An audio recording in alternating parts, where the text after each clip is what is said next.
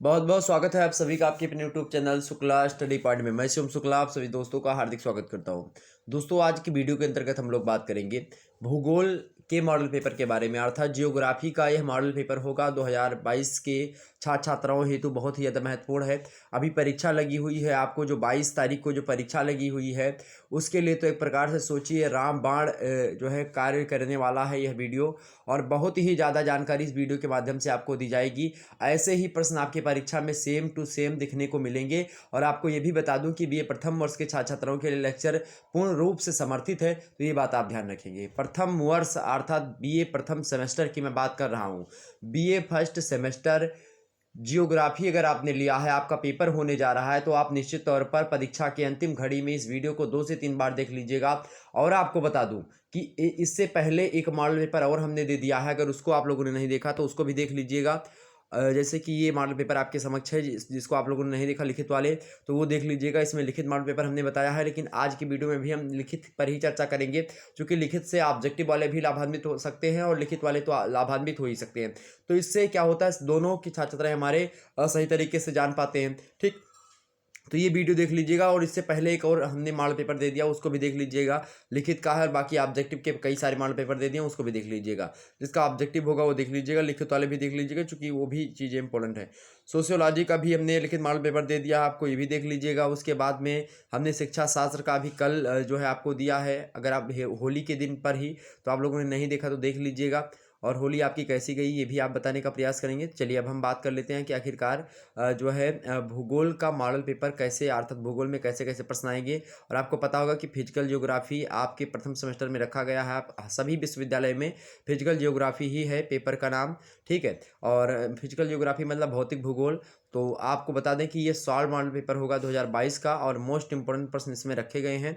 चलिए प्रारंभ करते हैं कक्षा को, बिना समय गंवाए हुए आसानी से हमारे एक मुद्दे को समझते हैं। ओके, चलिए प्रश्न आपके समक्ष है मेरे प्यारे दोस्तों। प्रश्न क्या है देखें, सभी लोग फटाफट से देखने का प्रयास करेंगे। जो है पहले यहाँ पर देखेंगे बीए प्रथम सेमेस्टर 2022 भूगोल, और 23-24 की परीक्षा के लिए भी इंपॉर्टेंट है, ये बात ध्यान रखेंगे। प्रश्न पत्र आपका है भौतिक भूगोल, अर्थात फिजिकल ज्योग्राफी आपके पेपर का नाम है। फिजिकल ज्योग्राफी मॉडल पेपर है 2022 का, और आगे परीक्षाओं के लिए इंपॉर्टेंट है, और मोस्ट इंपॉर्टेंट प्रश्न इसमें रखे गए हैं।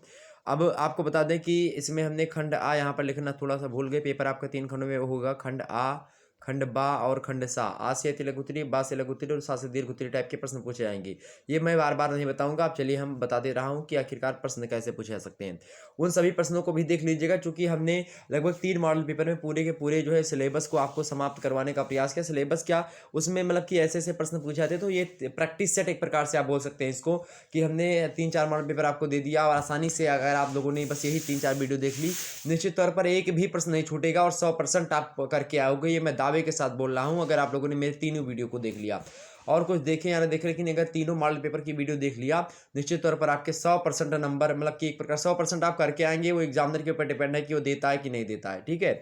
चलिए पहला प्रश्न है अति लघु उत्तरीय टाइप का, इसको आपको 50 शब्दों में लिखना होता है। इसको अगर आप करेंगे तो आपको 2 नंबर मिलेंगे, ये बात भी ध्यान रखेंगे। और आपको बता दिया जाए कि ऐसे प्रश्न आपको 10 प्रश्न दिए जाते हैं, 10 में से 10 प्रश्नों के आपको उत्तर देने होते हैं, ठीक है। देखिए पहला प्रश्न है कि भौतिक भूगोल के अर्थ को स्पष्ट कीजिए। भौतिक भूगोल के अर्थ को स्पष्ट कीजिए, आपसे प्रश्न पूछा गया है, तो आप क्या लिखेंगे?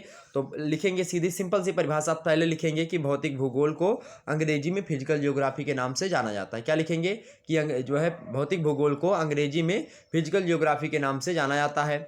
आप लिखेंगे इसमें जो फिजिकल शब्द होता है, फिजिकल, फिजिकल का मतलब क्या होता है? Of the laws of nature. Physical का मतलब क्या होता है? Of the laws of nature, अर्थात प्रकृति या प्राकृतिक, ठीक है, या जो प्रकृति का नियम है उसको कहते हैं फिजिकल, ठीक है। और जियोग्राफी जो अगला बचा शब्द, तो जियोग्राफी से मतलब होता है पृथ्वी का वर्णन करना। जैसा कि हमने आपको जियोग्राफी का अर्थ बताया था, जियोग्राफी 2 शब्दों से मिलकर के बना है, पहला जियो और प्लस दूसरा ग्राफिया। जियो का मतलब होता है मेरे प्यारे दोस्तों, जियो का मतलब होता है पृथ्वी अर्थात अर्थ, और बात की जाए ग्राफिया का मतलब होता है डिस्क्रिप्शन अर्थात वर्णन करना। तो पृथ्वी के वर्णन करने को हम जियोग्राफी अर्थात भूगोल कहते हैं। अब जब जियोग्राफी का हम मतलब समझेंगे तो उसका मतलब होता है सिंपल सी पृथ्वी का वर्णन करना। तो प्राकृतिक का मतलब होता है फिजिकल, ठीक है, फिजिकल माने क्या होता है, वैसे of the laws of nature इसको जो है एज अ जो है डेफिनेशन जो है डिफाइन किया जाता है। बट यहाँ पर प्राकृतिक, यहाँ पर हिंदी में अगर देखें तो प्राकृतिक से तात्पर्य इसका ले सकते हैं। तो इस प्रकार से अगर बात की जाए भौतिक भूगोल की, तो भौतिक भूगोल का शाब्दिक अर्थ आप लिखेंगे आगे कि प्राकृतिक पृथ्वी के वर्णन से भौतिक भूगोल का अर्थ लगाया जाता है। क्या?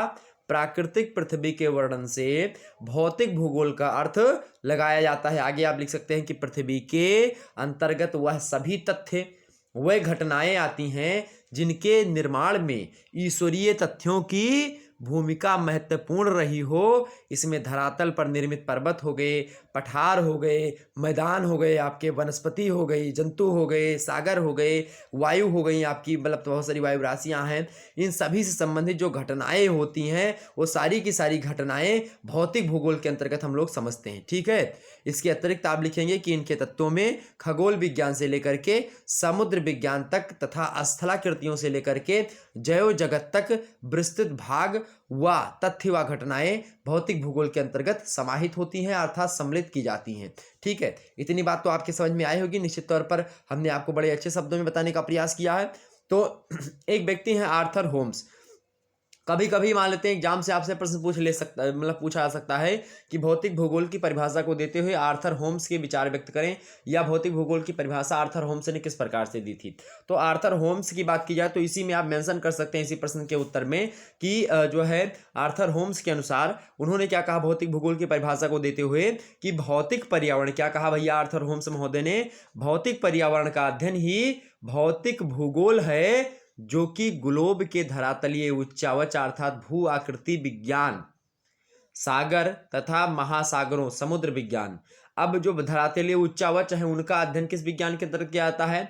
धरातलीय जो उच्चावच हैं, पर्वत, पठार, जो है उसके बाद में घाटियां हो गई, बहुत सारी चोटियां हैं। ठीक है, इस प्रकार से झरने, जो है जलप्रपात, जो है गर्त और महासागर, मतलब इन सभी के जो स्ट्रक्चर होता है जो पृथ्वी का, कभी कहीं ऊंचा, कहीं खाला, कहीं पर नीचा, कहीं पर मध्यम, कहीं पर समतल, तो ये सब जो होता है यही सब उच्चावच होता है। और इसका अध्ययन करने को हम भू आकृति विज्ञान कहते हैं। जब हम धरातलीय उच्चावच का अध्ययन करते हैं तो उस विज्ञान को हम भू आकृति विज्ञान कहते हैं। तो आर्थर होम्स कहते हैं कि भौतिक पर्यावरण का अध्ययन ही भौतिक भूगोल है, जो कि ग्लोब के धरातलीय उच्चावच अर्थात भू आकृति विज्ञान और सागर तथा महासागरों अर्थात सागर महासागर का अध्ययन कौन कहलाता है, किस विज्ञान को? तो हम उसको समुद्र विज्ञान के नाम से जानते हैं। वायु का अध्ययन कौन करवाता है भाई? जलवायु विज्ञान के आधार पर हम वायु का अध्ययन करते हैं कि विभिन्न वायु राशियां कैसी, वातावरण कहाँ पर बन रहा है, कहाँ पर ठंडी, कहाँ पर गर्म वायुधारा बह रही है, कहाँ पर कैसी जलवायु आ रही, तो ये सब चीजें। ठीक है, तो इसमें क्या होता है, भूआकृति विज्ञान, समुद्र विज्ञान और जलवायु विज्ञान के विवरणों का अध्ययन जो है मिलता है, और इसका अध्ययन करता है भौतिक भूगोल। इनकी परिभाषा एक बार फिर से सुनिएगा, सिंपल सी परिभाषा दी कि भौतिक पर्यावरण का अध्ययन ही भौतिक भूगोल है, जो कि ग्लोब के धरातलीय उच्चावच, सागर तथा महासागरों तथा वायु के विवरणों का अध्ययन करता है। बस इतनी सी परिभाषा आर्थर होम्स महोदय की है। निश्चित तौर पर आपका सारा का सारा डाउट्स क्लियर हो गया होगा। ओके, आगे बढ़ते हैं। अगला प्रश्न, अगला प्रश्न आपके समक्ष है, भूपरपट्टी से आप क्या समझते हैं? भूपरपट्टी होती क्या है? भूपरपट्टी के बारे में आप लोगों ने नाम जरूर सुना होगा भूपरपट्टी का। भूपरपट्टी है क्या? तो भूपरपट्टी की बात की जाए तो आर्थर होम्स बड़े अच्छे जो है भूगर्भ शास्त्रवेत्ता रहे हैं, और आर्थर होम्स महोदय भूगोलवेत्ता भी इस श्रेणी में आते हैं, बहुत अच्छे भूगोलवेत्ता हैं। तो इन्होंने कहा ऊपरी तथा मध्यम परत को अगर मिला लें, ऊपरी और मध्यम परत को मिला करके जो अगर जूरा पूरा का पूरा जो भाग होता है उसी को आर्थर होम्स महोदय ने पपड़ी का नाम दिया है। और इस परत में बात की जाए जो भूपरपट्टी है, इसमें बात की जाए तो सियाल जो होता है उसकी संपूर्ण परत और सीमा की जो ऊपरी परत होती है सम्मिलित की जाती है। अब आपको बता दिया जाए कि आखिरकार ये सियाल, सीमा, निफे, ये सब क्या है। तो पृथ्वी की आंतरिक संरचना की बात की जाए, मान लेते हैं ये पृथ्वी आपकी है, ये पृथ्वी आपकी है, यहाँ पर देखेंगे ये बड़ी वाली पृथ्वी मान लेते हैं पृथ्वी है। अब पृथ्वी को जब हम ऐसे कुछ काटते हैं, मतलब कि मान लेते हैं हमको ये पृथ्वी का केंद्र है, कि केंद्र से एक रेखा हमने यहाँ पर खींची और उसके बाद में इधर एक परिधि से मिला दी।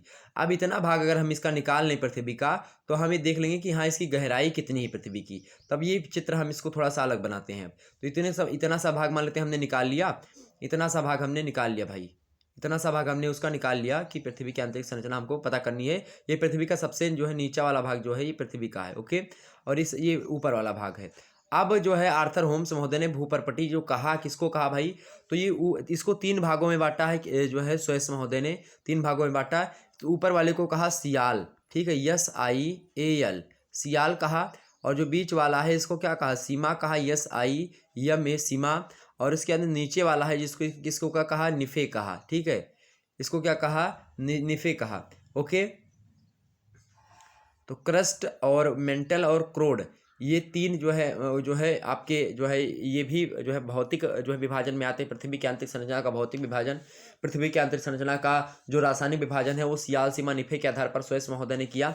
तो यहाँ पर आपको बताने का प्रयास करें कि जो सियाल है ना परत, सियाल में SI मतलब होता है सिलिका और AL माने होता है एल्यूमिनियम। तो सिलिका और एल्यूमिनियम की अधिकता इस पूरे के पूरे एरिया में है, इसीलिए इसको सियाल नाम दिया गया। अब SI माने होता है जो है सिलिका, और यमे मतलब क्या होता है भाई, यमे मतलब होता है मैग्नीशियम। तो ये यहाँ पर जितनी ये वाली जो एरिया है यहाँ पर जो है सीमा की मात्रा क्या है भाई, यहाँ पर सीमा की मात्रा अधिक है। सीमा माने क्या होता है, सिलिकन और मैग्नीशियम की मात्रा यहाँ पर अधिक है पर्टिकुलर चीज में। और बात की जाए अगर यहाँ पर ऊपर वाले में, तो यहाँ पर किसकी अधिकता है भाई, तो ऊपर वाले भाग में अधिकता है आपकी जो है सिलिकॉन की और एल्यूमिनियम की। अब बाकी बात की जाए जो आपका लास्ट वाला बचता है मेरे प्यारे दोस्तों, जो आपका यहाँ पर लास्ट वाला बच्चा जो अंदर वाला आंतरिक क्रोड बच्चा, इसमें बात की जाए क्या भरा रहता है, तो इसमें आपका निफे माने होता है आपका निकल, और यफी माने होता है फेरस। फेरस माने होता है लोहा, ठीक है, आयरन। तो यहाँ पर क्या होता है, निफे भरा हुआ होता है। क्या, निफे माने कि निकल, और क्या भरा होता है भाई, फेरस मतलब क्या अर्थ है, लोहा होता है। तो ये ज़्यादा ठोस होती है। ठीक, तो अब कहने का मतलब पृथ्वी की आंतरिक संरचना ये हो गई।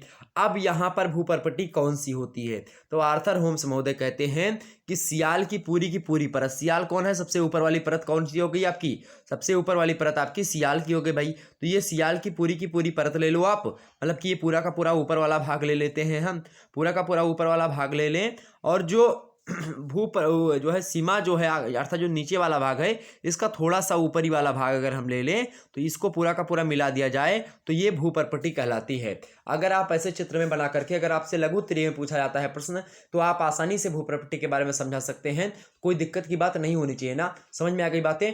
तो ये तमाम सारे कॉन्सेप्ट जो हैं आपके एकदम से क्लियर हो रहे हैं। अगर ये मज़ा आ रहा है वीडियो में तो फटाफट से वीडियो को लाइक और शेयर कर दीजिएगा, और सभी दोस्तों के पास वीडियो को शेयर कर दीजिएगा। निश्चित तौर पर शुक्ला हिडी पॉइंट आपके साथ परीक्षा के अंत समय तक लगा हुआ है, और आप लोगों की जो है खास डिमांड पर यह वीडियो लाने का प्रयास किया गया है। आप लोग लगातार कमेंट में लिखते रहे कि सर जी एक मॉडल पेपर और दे दीजिए जिसमें आप सारी चीज़ों को बता दीजिएगा, तो मैं ये वीडियो लेकर के आपके समक्ष आया हूँ। निश्चित तौर पर इस पर आपका प्यार दुलार मुझे बहुत ज़्यादा चाहिए, और आपसे यही उम्मीद है कि आप लोग इस पर प्यार दुलार देंगे, आप अपने दोस्तों से वीडियो को लाइक करवाएंगे, चैनल को सब्सक्राइब करवाएंगे, शेयर करवाएंगे वीडियो को। बस आपसे उम्मीद है, और हमारे उम्मीद पर अगर आप लोग खरे उतरते हैं तो आपकी हर एक डिमांड जो है शुक्ला हिडी पॉइंट के द्वारा पूरी होती रहेगी। चलिए आगे देखते हैं मेरे भाई, आगे देखते हैं। और अगला मुद्दा आपके समक्ष आ चुका है। अगला प्रश्न देखेंगे। भूपर्पटी समझ में आ गई। भौतिक भूगोल का अर्थ परिभाषा हमने आपको बता दी। अगला प्रश्न देखते हैं। तीसरा नंबर प्रश्न है कि भू संतुलन, जो मैं वीडियो में बताता हूं ना, ये लघुत्तरीय में अगर भी प्रश्न पूछा जा सकता है तो लघुत्तरीय में भी इसका उत्तर आप लिख सकते हैं इतने शब्दों में। अगर थोड़ी बहुत नॉलेज आपके इस प्रश्न के बारे में, कोई भी प्रश्न दुनिया का पूछा जाए उसके बारे में अगर थोड़ा बहुत आप जानते हैं, दीर्घोत्तरीय में लिखना है तो आप बना करके अच्छे तरीके से लिख दीजिएगा मेरे प्यारे दोस्तों। और बीए की खास करके बात करी पर्टिकुलर बीए में, तो बीए में लिखने पर ही नंबर मिलते हैं, ये बात अपने दिमाग में बैठा लीजिएगा। अगर आपकी कॉपी खाली है तो आपको नंबर नहीं मिलेगा, नहीं मिलेगा, नहीं मिलेगा, नहीं मिलेगा। ये बात आप ध्यान से रख लीजिएगा। तो आप ज़्यादा उसमें होशियारी मत दिखाइएगा कि मैं जो लिखूंगा, जो जानता हूँ वही लिखूंगा। आप जो नहीं जानते हैं उसको भी लिखने का प्रयास करेंगे। यही होती है टेक्निक, और यही अगर आप लोगों ने अपना ली, निश्चित तौर पर आपके अच्छे अंक प्राप्त होंगे। तो मैं आपको यहाँ पर क्लू दे रहा हूँ, अगर थोड़ा सा जानकारी आपको इस विषय में है तो आप आसानी से अच्छे अंक प्राप्त कर सकते हैं बीए की परीक्षा में। चलिए तीसरा प्रश्न है कि भू संतुलन सिद्धांत से आप क्या समझते हैं। भू संतुलन सिद्धांत से आप क्या समझते हैं। भू संतुलन होता क्या है। भू मानव होता है भूमि, भू माने क्या होता है भूमि, संतुलन माने होता है संतुलन बना रहे, अर्थात क्या हो, संतुलन बना रहे। भूमि पर आप देखते हैं, एक मिनट वैसे समझो ओरली भाषा में, अभी मैं लिखावट की भाषा में आपको बता दूंगा। जैसे कि भू माने होता है भूमि, भूमि पर आप देखते हैं विभिन्न उच्चावच हैं, जो हमने आपको उच्चावच बताया था कि इसे कहीं पर ये भूमि है तो कहीं पर समतल मैदान है, कहीं पर आप देखेंगे बड़े बड़े चोटियों वाले पहाड़ हैं, कहीं पर थोड़ा सा पठार है इस तरीके से शेप आकार का, टेबल आकार का, कहीं पर बहुत ज़्यादा गहरी घाटियाँ हैं। ठीक है, कहीं पर जो है थोड़ा सा जो है चोटी, फिर घाटी, मतलब इस प्रकार से कहीं पर गहरे गहरे गर्त आपके बने हुए हैं। तो इस प्रकार से पृथ्वी पर आप देखें कहीं पर झरने हैं, कहीं पर ज्वालामुखी पर्वत है, तो कहीं पर भूकंप के एक प्रकार से चीज़ें हैं, कई कई कई प्रकार के जो है उच्चावच, कई प्रकार के रूप हमको पृथ्वी पर विभिन्न जो है चीज़ों में देखने को मिलते हैं। तो कहने का मतलब ये है कि कहीं पर ऊंचा पठार है, तो कहीं पर जो है पानी भरा हुआ है, तो कहीं पृथ्वी अब चूंकि अपने अक्ष पर पृथ्वी गोल गोल घूम रही है, पृथ्वी अपने अक्ष पर जो है वो घूम रही है लट्टू की भांति, और साथ ही साथ सूर्य भगवान का चक्कर भी लगा रही चारों तरफ। तो ऐसे में क्या होना चाहिए भाई, ऐसे में क्या होना चाहिए कि पृथ्वी का जो पानी है ना वो गिर जाना चाहिए, या पृथ्वी पर जो बड़े बड़े पर्वत हैं 8,000, मतलब कि 8,000 किलोमीटर के, मतलब कि 8,800 मीटर के, लगभग 8 किलोमीटर की बात की जाए ऊंचाई के, तो उनको तो गिर जाना चाहिए, हिमालय वैसे चोटियों को तो टूट जाना चाहिए था। जब पृथ्वी घूमती है तनादा उस पर पड़ता है, और जो गर्त है, गहरी घाटियाँ हैं, जो बड़ी बड़ी चोटियाँ हैं, उनको तो टूट जाना चाहिए, फिर इस पर थोड़ा सा दिक्कत होनी चाहिए। लेकिन नहीं, ये सब अपने आप में क्या होते हैं, संतुलन बनाए रखते हैं। कहीं पर ऊंची चोटियां हैं तो कहीं पर घाटियां हैं, तो घाटी और चोटी का क्या हो गया, समन्वय हो गया। अर्थात मान लेते हैं कि आप जो है 100 डिग्री सेल्सियस पर एक पानी गर्म कर लें, या आप मान लेते हैं गर्म पानी में आप, जैसे कि 1 लीटर गर्म पानी है और 1 लीटर ठंडा पानी है, और ठंडा गर्म पानी दोनों आपस में 1-1 लीटर मिला दिए, तो क्या हो जाएगा, मध्यम हो जाएगा, बराबर हो जाएगा, समन्वय हो जाएगा, पानी पीने योग्य हो जाएगा। ना ज़्यादा ठंडा पी पाएंगे ना ज़्यादा गर्म पी पाएंगे, तो एक प्रकार से क्या हो जाएगा, मध्यम क्वालिटी का पानी बन जाएगा। ठीक इसी प्रकार से कहीं पर ऊंची चोटियाँ तो कहीं पर घाटियाँ भी, कहीं पर थोड़ा सा ऊंचा है तो कहीं पर थोड़ा सा गड्ढा है, तो दोनों मिलकर के क्या कर रहे हैं, पृथ्वी का संतुलन जो है बनाए रखे हैं। मतलब पृथ्वी घूम रही है, पृथ्वी सूर्य का चक्कर लगा रही, फिर भी जो है पृथ्वी का संतुलन बनाए हुए है, और यही संतुलन जो होता है भू संतुलन के नाम से जाना जाता है। आइए इसको कैसे लिखना है इसको आपको बता दिया जाए। ओके, देखिए तीसरा प्रश्न है, भू संतुलन सिद्धांत से आप क्या समझते हैं। भू संतुलन की बात की जाए तो आप लिखेंगे कि सामान्यतः पृथ्वी पर विभिन्न भार के उच्चावचनों में स्थिरता पाया जाना ही भू संतुलन कहलाता है। ठीक है, आप आगे लिख सकते हैं कि इस प्रकार परिभ्रमण करती हुई पृथ्वी के ऊपर स्थित क्षेत्र जैसे कि पर्वत, पठार, मैदान एवं गहराई में स्थित क्षेत्र जैसे कि झील, समुद्र, ये सब हो गए, इसमें भौतिक या फिर यांत्रिक स्थिरता की दशा की संतुलन को ही हम जो है क्या कहते हैं, मतलब कि इसी दशा को हम संतुलन की दशा कहते हैं। ठीक है, सिंपल सी परिभाषा है। भू संतुलन को अंग्रेजी में आइसोस्टेसी के नाम से जाना जाता है। किसके नाम से, आइसोस्टेसी जो है अंग्रेजी में कहा जाता है भू संतुलन को, जो कि ग्रीक भाषा के आइसोस्टेसी मतलब कि स्टेसियस से बना है। किससे बना है, आइसोस्टेसियस से बना है, और आइसोस्टेसियस का अर्थ होता है समस्थिति। ठीक है, आर्थर होम्स महोदय ने भूगर्भशास्त्रवेत्ता है जो है आर्थर होम्स, और आर्थर होम्स ने भू संतुलन की परिभाषा को देते हुए कहा, और क्या कहा जरा ध्यान सुनिएगा। इन्होंने कहा कि संतुलन की वह दशा जो स्थल के बड़े बड़े भागों में पाई जाती है, जो विभिन्न सतह पर पर्वत, पठार एवं मैदान आदि रूप में फैले रहते हैं, भू संतुलन कहलाती है। सिंपल सी परिभाषा एक बार फिर से सुनिएगा। क्या कहा कि संतुलन की वह दशा जो स्थल खंड के बड़े बड़े भागों में, मतलब कि संतुलन की एक दशा जिसमें क्या होता है, बड़े बड़े जो भाग होते हैं, जो विभिन्न सतह पर पर्वत, पठार, मैदान हैं, ये अपने रूप में फैले हुए हैं, तो इसी को हम भू संतुलन कहते हैं। इसी दशा को कि आपस में फैले हुए हैं लेकिन उसमें कुछ दिक्कत नहीं हो रही है। ठीक है, ये बात हो गई आपको। अगला प्रश्न आपके समक्ष है भाई, चौथा नंबर प्रश्न है, लैकोलिथ की संरचना पर प्रकाश डालिए। लैकोलिथ क्या है, तो जब पृथ्वी पर जो है ज्वालामुखीता की क्रिया होती है, अभी ये सब अगला मॉडल पेपर दोनों और देखना पड़ेगा आपको, उसमें हम ज्वालामुखी के बारे में बताए हैं, तो हो सकता है ज्वालामुखी के बारे में पूछ लिया जाए, लेकिन ये भी प्रश्न इंपॉर्टेंट है आपका, तो इसीलिए हमने यहाँ पर देने का प्रयास किया, और आप लोगों की खास डिमांड पर हमने यह जो है सेशन रखा है। निश्चित तौर पर आपको पता चलेगा कि हाँ, जियोग्राफी जो है, जो कठिन शब्द आपको मतलब कठिन विषय लगता था, वो आपको कितने सरल भाषा में समझाने का प्रयास किया जा रहा है। लैकोलिथ माने होता है, लैकोलिथ ये पृथ्वी के अंदर से जब क्या होता है, मलबा जो होता है, जो मैग्मा होता है, बाहर निकलता है जब ज्वालामुखीता की क्रिया के तदुपरांत ज्वालामुखी निकलने के लिए, तो उसमें होता यही है कि अंदर ही कुछ भाग रह जाते हैं, अंदर ही कुछ भाग रह जाते हैं।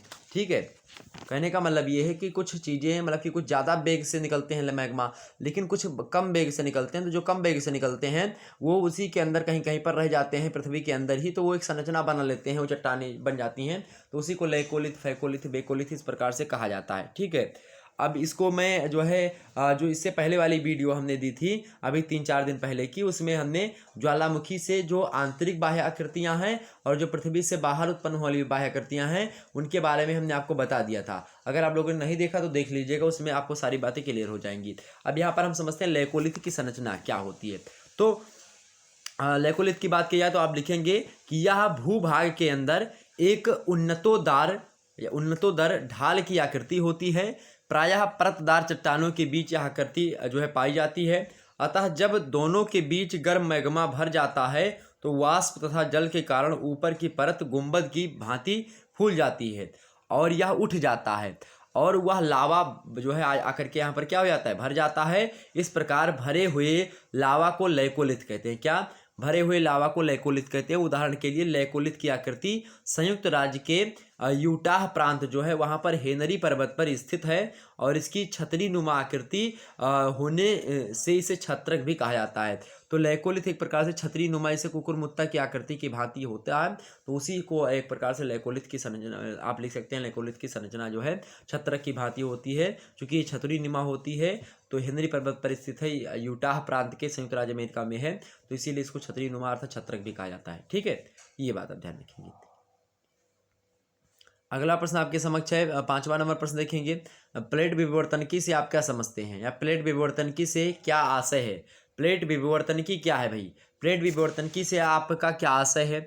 तो प्लेट विवर्तनिकी माने होता है, एक व्यक्ति थे कोबर की बात की जाए और जो है और मैकेंजी भी हैं, पार्कर भी हैं, ये इन लोगों ने जो है प्लेट विवर्तनिकी के मूल तत्वों की रूपरेखा तैयार की। लेकिन इसको थोड़ा सा और आपको विस्तार से समझाने का प्रयास किया जाए। आप लिखेंगे कि भूपृष्ठ की परिवर्तनशीलता को, अर्थात जो भूमि पृष्ठ पर परिवर्तन चीजें हो रही हमेशा जो परिवर्तित हो रही हैं लगातार, उसको समझने के लिए प्लेट विवर्तनिकी सिद्धांत जो है 20वीं शताब्दी में 60 के दशक में प्रस्तुत किया गया। मतलब लगभग बात की जाए 20वीं शताब्दी की, तो 1960 ईस्वी के आसपास जो है भूपृष्ठ की जो परिवर्तनशीलता, अर्थात भूमि में जो कि भूमि पृष्ठ जो है उसमें किस प्रकार से परिवर्तन हो रहा है, उसको समझने के लिए एक सिद्धांत आया जिसको भू विवर्तन की सिद्धांत के नाम से जाना जाता है। कि पृथ्वी की जो प्लेटें हैं, जो प्लेट विवर्तन मतलब कि जो प्लेट है एक दूसरे की तरफ क्या हो रही, खिसक नहीं, कोई एक दूसरे की प्लेटें प्रतिकर्षित हो रही हैं। तो ये सब चीज़ों को समझने के लिए एक सिद्धांत दिया गया जिसको प्लेट विवर्तन की सिद्धांत कहा जाता है। ठीक है, प्लेट विवर्तन की अंग्रेजी के प्लेट और टेक्टोनिक्स दो शब्दों से मिलकर के बना हुआ है। सामान्य रूप से प्लेट जो होता है स्थल मंडल के अंशतः द्रव्य स्थेनोस्फीयर के ऊपर अपने सापेक्षिक संचालन से टूटे हुए अंग होते हैं। टेक्टोनिक्स का मतलब होता है, ये टेक्टोनिक्स जो है ग्रीक भाषा के शब्द से बना है, जिसका टेक्टोन शब्द से ग्रीक भाषा का शब्द है टेक्टोन, उससे बना है टेक्टोनिक्स। और जो है टेक्टोन का मतलब होता है जो है टेक्टोनिक क्रियाकलाप, अर्थात बात की हिंदी में तो शब्द जो है शब्दायमान अध्ययन, जिसको हम टेक्टोनिक कहते हैं। दूसरे शब्दों में इसका अर्थ होता है संगठन करता होता है, मतलब इसका अर्थ संगठन करता होता है जो स्थल मंडल की चट्टानों को तोड़ता और मोड़ता रहता है। तो स्थल जो होता है कब टूटता है, कब मुड़ता है, या जो है किसी भी स्थल में किस प्रकार से परिवर्तन होता है, उसी परिवर्तन को समझने के लिए एक सिद्धांत है, उसी को प्लेट विवर्तन की सिद्धांत कहा जाता है। सिंपल सी परिभाषा, कोई दिक्कत की बात नहीं होनी चाहिए आपको। तो यहाँ पर आपकी समझ में आ गई बातें।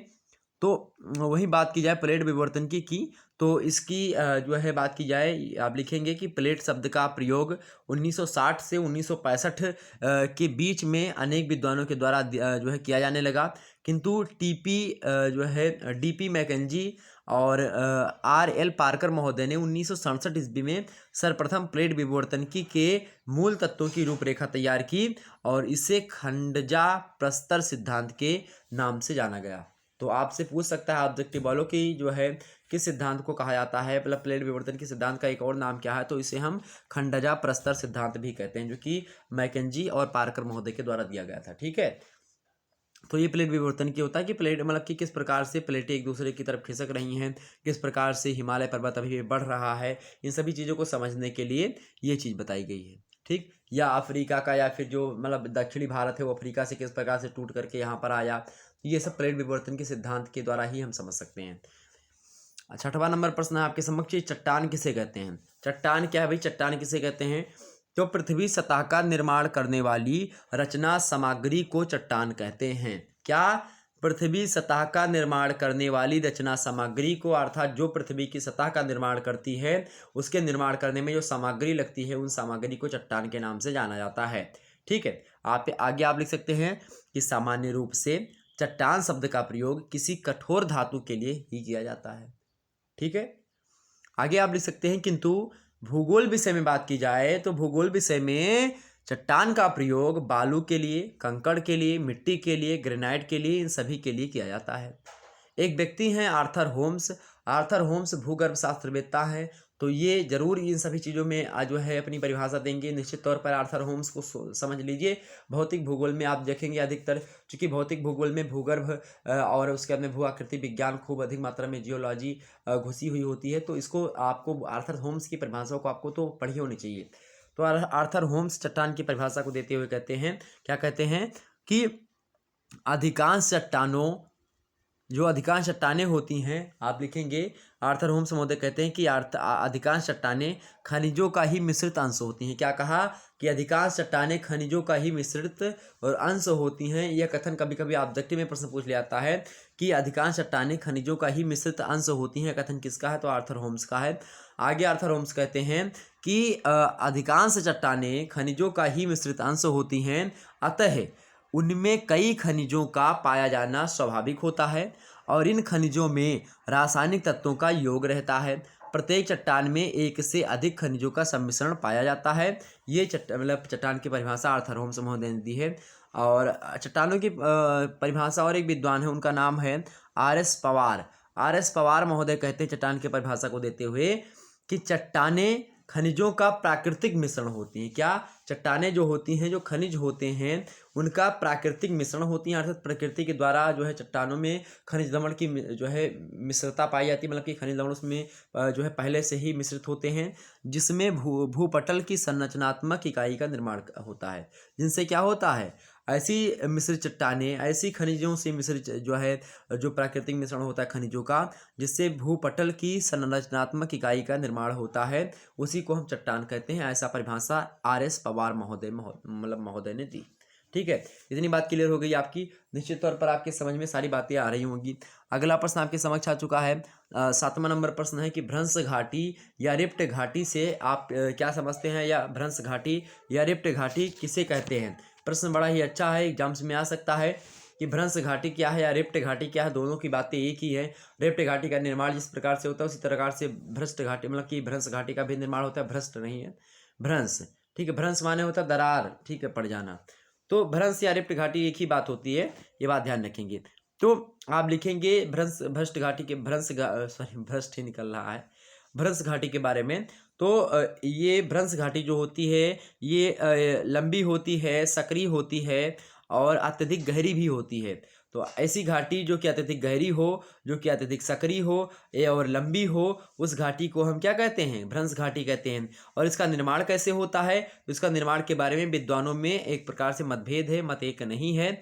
ये बात आप ध्यान रखेंगे। कुछ विद्वानों का मानना है कि रिफ्ट घाटी का निर्माण कैसे हुआ है, दो स्थलखंड रहे होंगे, उनके बीच के भाग अगर धंस जाएं तो उससे जो है तनाव मूलक बल उत्पन्न होगा, और जब इससे तनाव मूलक बल उत्पन्न होता है तो इससे जो है रिफ्ट घाटी या भ्रंश घाटी का निर्माण होता है। मान लेते हैं ये चट्टान थी, ये चट्टानों के बीच में क्या हुआ कि खिंचाव बल लगा, मतलब कि चट्टान क्या हुई कि किनारे किनारे के भाग जो है इसके क्या हो गए भाई, इसके जो स्थल के जो मध्य भाग था वो मान लेते हैं धंस गए। जो मध्य भाग है ये वाला, ये भाग मान लेते हैं ये वाला ऐसे धंस करके यहाँ पर चला आया। अब ये धंस गया तो ऊपर का भाग जाहिर सी बात है यहीं पर पहुँच जाएगा। तो ये ऊपर का भाग जो है ये खाली हो गया, थोड़ा सा ये गड्ढा हो जाएगा, और यहाँ पर धरातल यहाँ पर है, लेकिन ये धरातल यहाँ पर है। ये देखिए यहाँ पर, ठीक है, ये फिर यहाँ पर निकल जाएगा। तो ये देखिए, तो ये गड्ढा बन गया। तो ये गड्ढा कैसा हो गया आपका, ये गड्ढा आपका क्या होगा भाई, यही गड्ढा आपका क्या होगा, यही घाटी हो गई। ये गहरी घाटी बन जाएगी, ये गहरा हो जाएगा और थोड़ा सा, ठीक है, ये गहरा हो जाएगा। तो ये चूंकि ये भाग जो है इसका धंस जाएगा नीचे, ठीक है, ये जो भाग होगा नीचे धंस जाएगा, लेकिन ऊपर वाला एरिया खाली हो जाएगा, तो एक घाटी का निर्माण बन जाएगी। तो इसी को हम क्या कहते हैं? भ्रंश घाटी कहते हैं। ठीक है, तो समझ में आएगा ये बात। तो कुछ विद्वान ऐसे मानते हैं कि तनाव मूलक बल उत्पन्न होता है, उसके कारण से होता है तनाव मूलक बल। तनाव मूलक मतलब कि इधर को मान लेते जा रहा था, कुछ इधर को जा रहा था, तो इससे क्या हो जाएगा कि थोड़ा सा नीचे जो है धंस गया, दरार पड़ गई बीच में। और कुछ विद्वान मानते हैं कि संपीडनात्मक बल के कारण से जो है स्थलखंड, ये दोनों किनारे टूट करके स्थलखंड के ऊपर सरक जाते हैं, जिसके कारण जो है मध्य भाग का नीचा तथा किनारे भाग का ऊंचा उठ जाता है और इसे रिप्ट संरचना कहते हैं, फिर रिप्ट घाटी कहते हैं। जैसे कि मान लेते हैं, ये देखिए अब इधर से ये ऐसे बल लग रहा है, संपीडनात्मक बल इसी को कहते हैं। हमने नेक्स्ट वीडियो में आपको संपीडनात्मक बल के बारे में बताया था, पर्वत निर्माण कैसे होता है उसके बारे में बताया था, तो आप लोग वो वीडियो जरूर देख लीजिएगा, ठीक है। अभी आपके समय आपके पास बहुत है और आप लोगों ने देख लिया। अब आपको करना क्या है, बस 2 से 3 बार इस वीडियो को देख लेना, 2 से 3 बार उस वीडियो को, 2 से 3 बार और जो वीडियो पड़ी है उनको देख लेना। बस 3 वीडियो अगर आप लोगों ने अच्छे तरीके से देख लिया, निश्चित तौर पर आपके अच्छे अंक प्राप्त होंगे। बार बार कहने की आवश्यकता नहीं है। और आपको बता दूं कि बहुत ज़्यादा सुविधा हो गई है, ऐसा मत समझिएगा। जब हम लोग पढ़ते थे तो कुछ भी नहीं था यूट्यूब पर, और ना ही कोई टीचर कभी कॉलेज में पढ़ाया गया कुछ, लेकिन फिर भी जो है आप लोगों के समक्ष तो तमाम सारी चीज़ें जो है खुल करके आ ही रही हैं कि हाँ कैसे क्या होता है, कैसे पेपर आना पहले से आपको पता हो रहे हैं, ठीक। ये देखेंगे तो ऐसे संपीडनक बल लगा, उसके कारण से क्या हो कि नीचे का भाग हो सकता है धंस जाए, या ऊपर का भाग क्या हो कि जो है एक प्रकार से उठ जाए, या किनारे किनारे का भाग जो होता है इस प्रकार से उठ जाता है, और या बीचे में गड्ढा हो जाता है, तो ये घाटी बन जाती है। तो इस प्रकार की घाटी को हम रिप्ट घाटी या जो है भ्रंश घाटी कहते हैं, ठीक। कुछ भी हो, इतना कहा जा सकता है कि इसके मध्य का भाग बहुत गहरा होता है रिप्ट घाटी के, और ग्रोबेन की तुलना में बहुत लंबी तथा बड़ी होती है भ्रंश घाटी, ठीक। वलन और भ्रंशन क्या होता है, इनमें क्या अंतर होता है, इसको हमने जो है नेक्स्ट वीडियो में बता रखा था। अभी जो हमने 2-3 दिन पहले वीडियो बताई है तो उसको देख लीजिएगा, ओके। अपक्षय क्या होता है, इसको हमने उसके पहले वाली वीडियो में बताया था। अपक्षय माने होता है कि जब क्या हो जाए, अपक्षय में मान लेते हैं कि बारिश हो रही है, या पानी के द्वारा, या पर्वत के जो मान लेते पर्वत है या पठार है, कोई पत्थर है, तो पत्थर का आधा भाग जो है या फिर थोड़ा सा भाग जो है टूट जाए, तो उसको अपक्षय कहते हैं। अब उसी पानी के साथ जो है वो जो टूटा हुआ भाग है बहता हुआ अगर आगे चले तो उसको हम अपर्दन कहते हैं, ठीक है। और जब वही जो है पत्थर जो है मान लेते हैं नदी बहा करके ले जा रही है, वही इसी पत्थर को मान लेते हैं छोड़ देती है किसी स्थान पर, तो उसी छोड़ने की प्रक्रिया को निक्षेपण कहते हैं। और जो पत्थर है जो टूटा हुआ उसको हम निक्षेप कहते हैं, अर्थात मलबा कहते हैं, अवसाद कहते हैं, ठीक है। समझ में आ गई बातें। और उसी निक्षेपण के तदुपरांत अर्थात नदियों के द्वारा जो अवक्षेप बहा करके मलबा बहा करके ले जाया जाता है, वो जब छोड़ते हैं नदियाँ, जब अपनी वृद्धावस्था को पहुँचती हैं तो वो छोड़ देती हैं अवक्षेप, क्योंकि उनमें उतना ज़्यादा वेग नहीं होता कि वो उस जो है पर्टिकुलर पदार्थ को या उस जो है पदार्थ को आगे बहा करके ले जाएं समुद्र तक, तो वो रास्ते में ही छोड़ देती हैं। और इसी छोड़ने की प्रक्रिया को निक्षेपण कहते हैं। निक्षेपण के द्वारा बहुत प्रकार की आकृतियों का निर्माण होता है, जिसमें आपका डेल्टा, ये सब तमाम सारी चीज़ें, गार्ज वगैरह तमाम सारी चीज़ें बनते हैं, ठीक है। आगे समझते हैं अगला प्रश्न। तो आपका भ्रंश घाटी हो गया। अगला प्रश्न है आपका डेल्टा से आप क्या समझते हैं। देखिए प्रश्न ही पूछ लिया, डेल्टा से आप क्या समझते हैं। डेल्टा क्या होता है भाई, इसको आपको समझना पड़ेगा, बड़ी अच्छी चीज़ है। डेल्टा के बारे में प्रश्न पूछ लिया गया है। तो अपर्दन के परिणाम स्वरूप होता है, नदियाँ क्या होती हैं, नदियाँ बहती हैं नदियों के मुहाने के समीप, जहाँ नदी का संगम और अंतः सागर जो है अंत सागर तक होता है, तो वहाँ पर डेल्टा का निर्माण होता है। जैसे कि मान लेते हैं नदियाँ हिमालय पर्वत से निकली, यहाँ से मान लेते हैं गंगा निकल रही है, अब ये यहाँ पर जाएगी, बहती हुई जा रही है, यहीं पर तमाम से नदियाँ मिलेंगी। अब यहाँ से बहती खूब वेग होता है, उसमें तमाम सारे पत्थर कंकड़ और तमाम सारे अवसाद जो भी उसके रास्ते में आते हैं, सबको बहा करके नदियाँ लाती आती है। लेकिन नदियों का जब जो है अपने वृद्धावस्था तक पहुँचती, बहुत दूर तक जब जाती हैं, तो अपना उनका जो वेग होता है वो वेग कम होने लगता है। और वेग कम होने से नदियाँ जो है कई धाराओं में, अलग अलग धाराओं में बढ़ने लगती हैं। और धाराओं में क्यों बढ़ती हैं, क्योंकि जब नदियाँ जो अवक्षेप लाती हैं वो छोड़ने लगती हैं, जब उसके आगे क्या हो जाता है, थोड़ा सा जो है उभार आने लगता है, नदियाँ का अवक्षेप छोड़ा, मलबा छोड़ दिया, मलबा कूड़ा करकट आगे लग गया नदियों की, तब नदियाँ का जल जो है यहाँ पर से नहीं जा सकता, तो ये इधर उधर भागने का प्रयास करता है। नदियों का जल इधर उधर छोटी छोटी धाराओं में जो है बढ़ता, जब प्रारंभ हो जाती है नदियों का जल, तो बीच में क्या हो जाता है, थोड़े से अवसाद जो है जमा हो जाते हैं, और इसी अवसाद धीरे धीरे जमा होते रहते हैं इसी प्रकार से, और धीरे धीरे करके ये अवसाद थोड़ा बड़ी दूर तक जमा हो जाते हैं, और इस प्रकार से एक डेल्टा का निर्माण होता है। आज दुनिया का सबसे बड़ा डेल्टा सुंदरबन का डेल्टा है, पश्चिम बंगाल में स्थित है, और बांग्लादेश में भी आप देखेंगे कुछ मात्रा में फैला हुआ है सुंदरबन का डेल्टा, जो कि दुनिया का सबसे बड़ा डेल्टा है। और किस नदी के द्वारा बनता है, तो गंगा और ब्रह्मपुत्रा नदियों के द्वारा जो है बनाया, मतलब कि बनता है। इनके द्वारा जो निक्षेप आते थे, उन्हें मतलब कि जो अवक्षेप या मलबे आते थे, उन्हीं को निक्षेपण करने के तदुपरांत जो है इसका निर्माण होता है। तो डेल्टा यही होते हैं। आप लिखेंगे कैसे डेल्टा के बारे में, तो लिखेंगे कि नदी के मुहाने के समीप जहाँ नदी का संगम और अंत सागर होता है वहाँ डेल्टा का निर्माण होता है।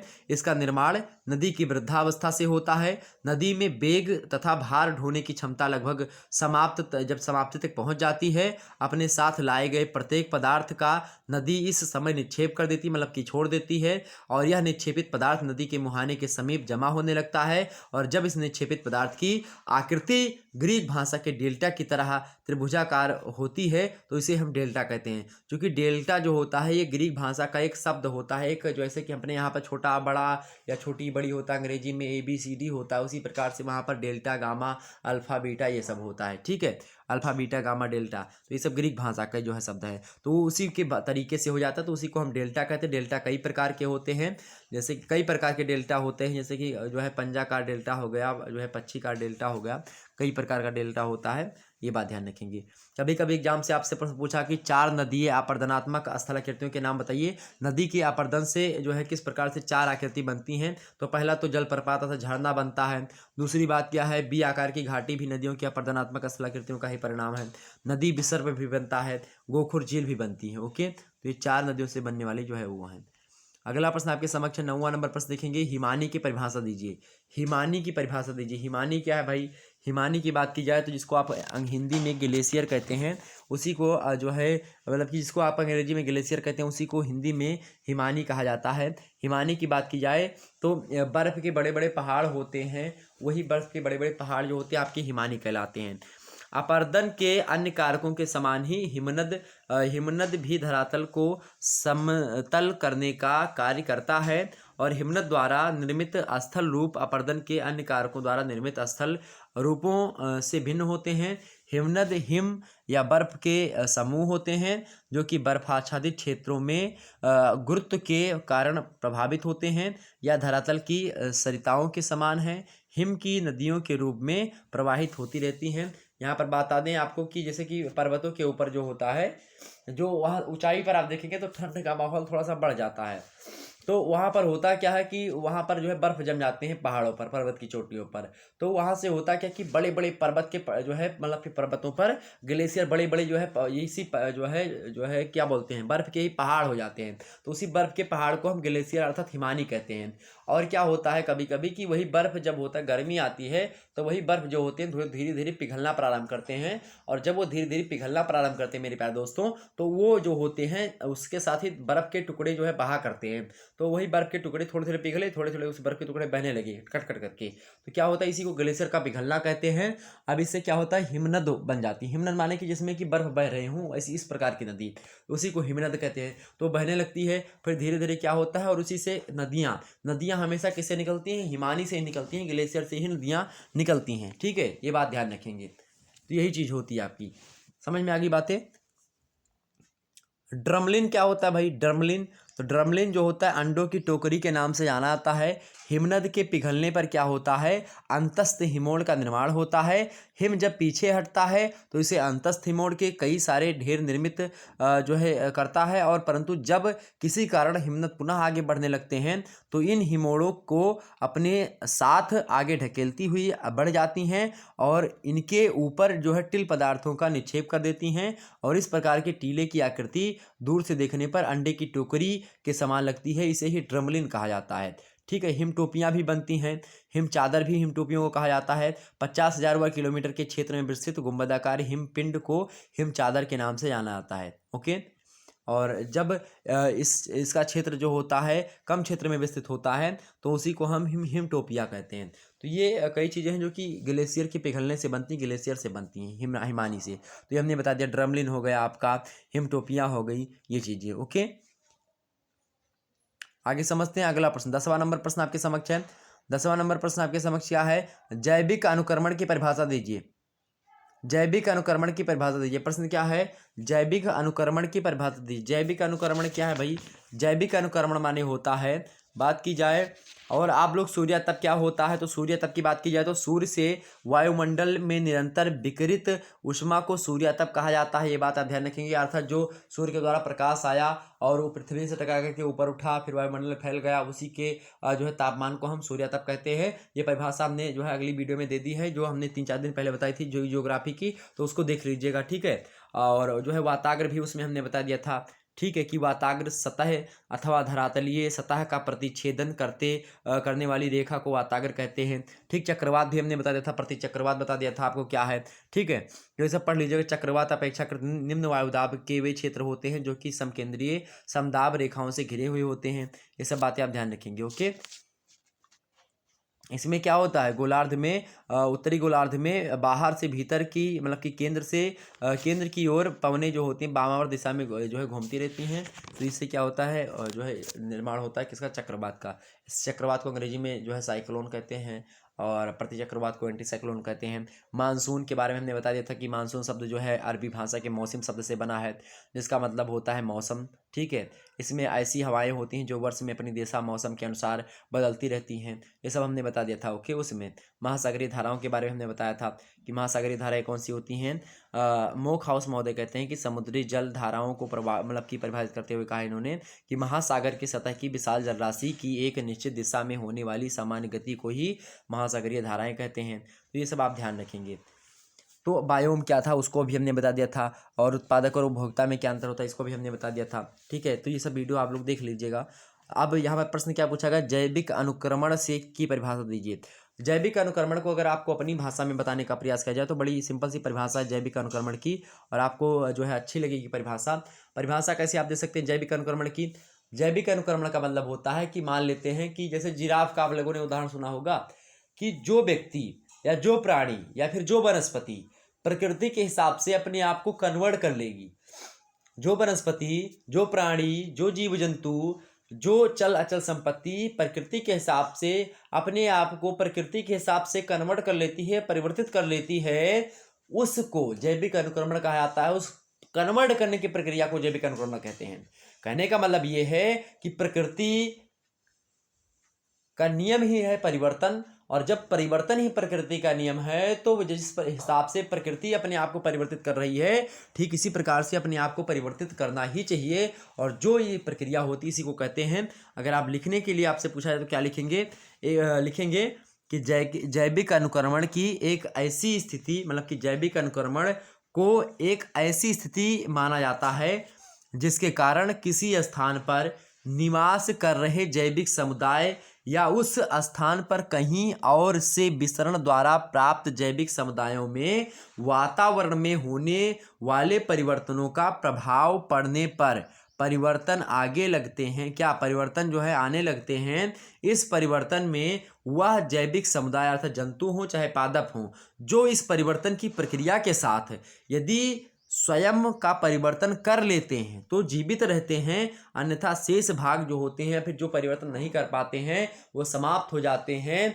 और आपको बता दें जब जो अनुक्रमण कर लिया अपने हिसाब से प्रकृति के हिसाब से वो बच गए, लेकिन जिन्होंने नहीं किया उनका प्रकृति जो होती है उनका इलिमिनेशन कर देती है। क्या कर देती, इलिमिनेशन कर देती है। इलिमिनेशन माने होता है कि समाप्त कर देती, प्रकृति खत्म कर देती है। जैसे डार्विन महोदय ने बताया था कि 2 प्रकार के जिराफ होते थे, एक गाय भैंसों की तरह और एक थोड़ी लंबी गर्दन वाले। तो जो है हजारों वर्षों के बाद में जो है जलवायु परिवर्तित हुई, उसके हिसाब से जो है लंबी गर्दन वाले जो जिराफ थे उन्होंने प्रकृति के हिसाब से अपने आप को जो है कन्वर्ट कर लिया, लेकिन जो छोटी गर्दन वाले जिराफ थे उन्होंने नहीं कर पाया तो वो मर गए, मतलब उनका प्रकृति ने एलिमिनेशन कर दिया। और जो आपके लंबी गर्दन वाले जिराफ थे उन्होंने परिवर्तन मतलब कि प्रकृति के हिसाब से अपना परिवर्तन कर लिया, वो जीवित हैं आज। तो ये चीज़ें थी, ठीक है, क्लियर हो गई। एक व्यक्ति है ओडम महोदय इसकी परिभाषा को देते हुए कहते हैं कि किसी निश्चित क्षेत्र में निवास करने वाले जैविक समुदायों में होने वाले परिवर्तनों की क्रमिक प्रक्रिया जैविक अनुक्रमण कहलाती है। जब किसी निश्चित क्षेत्र में क्या होता है, कोई व्यक्ति या कोई पशु पक्षी या कोई वनस्पति निवास कर रही है, तो उस जैविक समुदाय उसी को कहा जाता है। तो उस जैविक समुदायों में जो परिवर्तन होता है, जो परिवर्तनों की जो क्रमिक प्रक्रिया होती है, क्रम से जो परिवर्तन होता है, उसी को हम जैविक अनुक्रमण कहते हैं। सिंपल सी परिभाषा है, आपकी समझ में आ गई होगी। ओके, क्लियर होगी बातें। चलिए, तो ये हो गए आपके 10 अति लघु उत्तरीय प्रश्न। अब आइए हम बात कर लेते हैं कि दीर्घ उत्तरीय टाइप मतलब कि जो लघु उत्तरीय टाइप के प्रश्न हैं वो कैसे कैसे होते हैं। केवल 5 प्रश्न करने हैं। खंड बा से लघु उत्तरीय टाइप के प्रश्न है, 200 शब्दों में एक प्रश्न का उत्तर लिखना। 8 प्रश्न दिए जाएंगे, उनमें से केवल 5 प्रश्न आपको करने होंगे। देखिए भाई, दूसरा नंबर प्रश्न है, अर्थात पहला प्रश्न है आपका दीर्घ उत्तरीय टाइप का। प्रश्न क्या है? प्रश्न बड़ा ही अच्छा प्रश्न आपके समक्ष आ चुका है, एग्जाम्स में पूछा जा सकता है। प्रश्न क्या है भाई, फटाफट से देखने का प्रयास करेंगे। प्रश्न आपका है कि प्रमुख स्थानीय मतलब प्रमुख अस्थायी हवाएं एवं उनके क्षेत्रों का उल्लेख कीजिए। प्रमुख अस्थायी हवाएं क्या हैं और उनके क्षेत्र क्या हैं। तो बात की जाए हवाओं की, तो हवाएं जो होती हैं उच्च वायुदाब क्षेत्र से निम्न वायुदाब क्षेत्रों की ओर चलती हैं।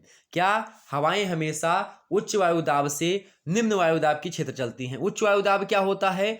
जहां पर उच्च वायुदाब वहां पर क्रिएट होगा जहां पर हवाएं जो है ठंडी होंगी, और जब हवाएं ठंडी होती हैं तो वो हवाएं जो है वजन होती हैं, और जहां पर हवाएं वजन होती हैं, जहां पर हवाओं में नमी होती है, अर्थात जहां की वायु ठंडी होती है वहां पर उच्च वायुदाब, और जहां की हवाएं ठंडी होती मतलब कि गर्म होती हैं वहां का जो वायुदाब होता है वो निम्न होता है। चूंकि गर्म हवाएं हल्की होती हैं, हल्की होने के तदुपरांत वो ऊपर उठती हैं, और ऊपर उठने के बाद में वो हवाएं चलना प्रारंभ कर देती हैं, चूंकि वो विसरण करती हैं। ठीक है, चलती हैं। तो आप जानिएगा कि हवाएं उच्च वायुदाब क्षेत्र से निम्न वायुदाब क्षेत्रों की ओर चलती हैं। यदि ग्लोब पर वायुदाब पेटियों को स्थिर मान लिया जाए तो हवाएं उनके मध्य उच्च वायुदाब में से निम्न वायुदाब की ओर प्रवाहित होने लगती हैं। क्योंकि इन हवाओं का क्षेत्र एवं उनकी दिशाएं लगभग निश्चित होती हैं, अतएव इनको अस्थायी या सनातनी हवाएं कहते हैं। तो अस्थायी हवाएं या सनातनी हवाएं वह हवाएं हैं जो कि निम्न वायुदाब मतलब कि उच्च वायुदाब से निम्न वायुदाब की क्षेत्र की तरफ बढ़ती हैं। क्या? उच्च वायुदाब से निम्न वायुदाब की क्षेत्र, सॉरी क्या बताया हमने, उच्च वायुदाब से निम्न वायुदाब क्षेत्रों की ओर बहती हैं, उनको हम अस्थायी हवाएं कहते हैं। बिल्कुल यही सही है। ओके, ये बात ध्यान रखेंगे। प्रमुख अस्थायी जो है या सनातनी हवाओं की बात की जाए तो ये 3 प्रकार की होती हैं। पहली हवाएं होती हैं आपकी सन्मार्गी या व्यापारिक हवाएं, पहली अस्थायी हवाएं। दूसरी हवाएं होती हैं आपकी पछुआ हवाएं, और तीसरी हवाएं होती हैं ध्रुवीय हवाएं। ठीक, ये बात ध्यान रखेंगे। तो जो सन्मार्गी या व्यापारिक हवाएं होती हैं, ये हवाएं दोनों गोलार्धों में स्थित उपोष्ण कटिबंधीय उष्ण वायुदाब क्षेत्रों से भूमध्य रेखीय निम्न वायुदाब क्षेत्रों की ओर चलती हैं। क्योंकि भूमध्य सागर की बात की मतलब भूमध्य की बात की जाए, पृथ्वी का मान लेते हैं ये पृथ्वी है, तो यहाँ पर जो है जो ये वाला एरिया है, ये यहाँ पर देखेंगे जो है ये भूमध्य का एरिया है। और चूंकि यहाँ पर क्या होता है भाई, यहाँ पर जो है आपका निम्न वायुदाब क्षेत्र क्रिएट होता है। तो ये जो होता है यहाँ पर क्या होता है, निम्न वायुदाब क्षेत्र क्रिएट होता है। क्योंकि यहाँ पर क्या होता है भाई, यहाँ पर हमेशा गर्मी पड़ती रहती है, तो निम्न वायुदाब क्षेत्रों की ओर चलती हैं। ये ठंडी, यहाँ पर ठंडी जो है, यहाँ पर क्या होता है, उच्च वायुदाब नीचे होता है, ऊपर उच्च वायुदाब होता है, तो इधर से इधर चलती हैं हवाएं। ठीक है, सन्मार्गी हवाएं हो गई आपकी। तो बात की जाए जो ये हवाएं होती हैं उत्तरी गोलार्धों में, इनकी जो दिशा होती है उत्तर पूर्व से दक्षिण पश्चिम तथा दक्षिण गोलार्धों मतलब दक्षिणी गोलार्धों में इनकी दिशा दक्षिण पूर्व से उत्तर पश्चिम की ओर होती है। भूमध्य रेखा के पास ये हवाएं मिलती हैं, इनके ऊपर व्यापारिक हवाएं चलती हैं। प्राचीन काल में इन हवाओं से व्यापार में काफ़ी सुविधा होती थी, इसीलिए इन हवाओं को व्यापारिक हवाओं के नाम से जाना जाता है। दूसरी जो अस्थायी हवाएं हैं वो हवाएं मतलब कि हमेशा चलती रहती है, मतलब कि हमेशा ऐसी मतलब कि होती हैं, अस्थायी हवाएं हैं। ठीक, दूसरी हवाएं होती हैं पछुआ हवाएं। पछुआ हवाओं की बात की जाए तो ये हवाएं दोनों गोलार्धों में उपोष्ण कटिबंधीय उच्च वायुदाब क्षेत्रों से उपध्रुवीय निम्न वायुदाब क्षेत्रों की ओर प्रवाहित होती हैं। उत्तरी गोलार्धों में इनकी दिशा दक्षिणी पश्चिम से उत्तर पूर्व तथा दक्षिणी गोलार्धों से उत्तरी मतलब उत्तर पश्चिम में और से उत्तर मतलब एक बार फिर से सुनिएगा, उत्तरी गोलार्ध में जो पछुआ हवाएं होती हैं इनकी दिशा कैसी होती है, उत्तर पश्चिम दिशा से उत्तर पूर्व की ओर बहेंगी। जबकि दक्षिणी गोलार्ध में बात की जाए तो उत्तर पश्चिम दिशा से या दक्षिण पूर्व दिशा की ओर बहती हैं। ठीक, ये बात ध्यान रखेंगे, ये बात ध्यान रखेंगे। तो इन हवाओं को ध्रुवीय सीमा में परिवर्तन होता रहता है, और जहाँ पर ये हवाएं ध्रुवों से आने वाली हवाओं अर्थात ध्रुवीय हवाओं से मिलती हैं वहाँ पर शीतोष्ण वाताग्र की उत्पत्ति होती है, ये बात ध्यान रखेंगे। और इन हवाओं के साथ चक्रवात एवं प्रतिचक्रवात भी आते हैं। तो आपसे पूछेगा कि किन हवाओं से आते हैं चक्रवात प्रतिचक्रवात, तो पछुआ हवाओं से खास करके, ठीक है, ये बात ध्यान रखेंगे। उत्तरी गोलार्धों में हवाएं अत्यधिक जटिल हो जाती हैं, जबकि दक्षिणी गोलार्धों में ये हवाएं स्थल भाग की कमी के कारण से हवाएं बड़ी तीव्र गति से चलती हैं, ये बात ध्यान रखेंगे। अत्यंत तूफानी हो जाती हैं दक्षिणी गोलार्धों में हवाएं, ठीक। और विभिन्न अक्षांशों में इनकी तीव्रता के कारण इनके नाम परिवर्तित होते रहते हैं। जैसे कि बात की जाए पछुआ पवनों को, पछुआ हवाओं के कई नाम हैं। जैसे कि बात की जाए जब ये दक्षिणी गोलार्धों में 40 से 50 जो है, जो आपका 50 जो है अक्षांश वाली जो रेखा है, ग्लोब पर आप देखते होंगे 40 डिग्री से 50 डिग्री जो अक्षांश रेखाएं होती हैं, यहीं पर आप देखेंगे ये रेखा जो है बीच की रेखा है, मान लेते हैं 0 डिग्री।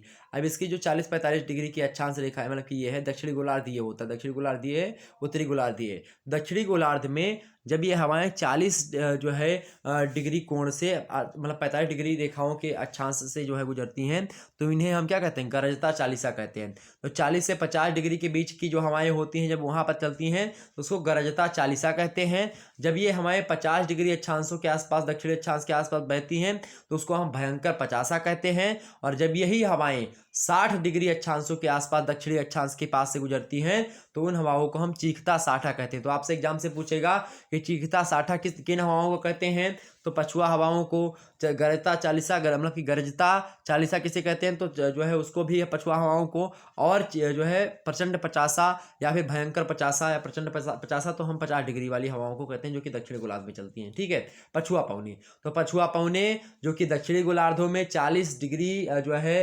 दक्षिणी अक्षांशों के बंध बहती हैं, उन हवाओं को हम गरजता चालिसा। जो 50 डिग्री के आसपास बहती हैं उनको प्रचंड पचासा या भयंकर पचासा। जो 60 डिग्री के आसपास दक्षिणी गोलार्ध में बहती हैं उनको हम चीखता साठा के नाम से जानते हैं, ठीक है, ये बात क्लियर हो गई। अगला तीसरी हवाएं ध्रुवीय हवाएं होती हैं। ये हवाएं ध्रुवीय हवाओं की बात की जाए, ध्रुवीय हवाएं उच्च वायुदाब क्षेत्रों से उप ध्रुवीय निम्न वायुदाब क्षेत्रों की ओर बहती हैं और उत्तरी गोलार्धों में इनकी दिशा उत्तर पूर्व से दक्षिण पश्चिम तथा दक्षिणी गोलार्धों में दक्षिण पूर्व से उत्तर पूर्व की ओर हो जाती हैं।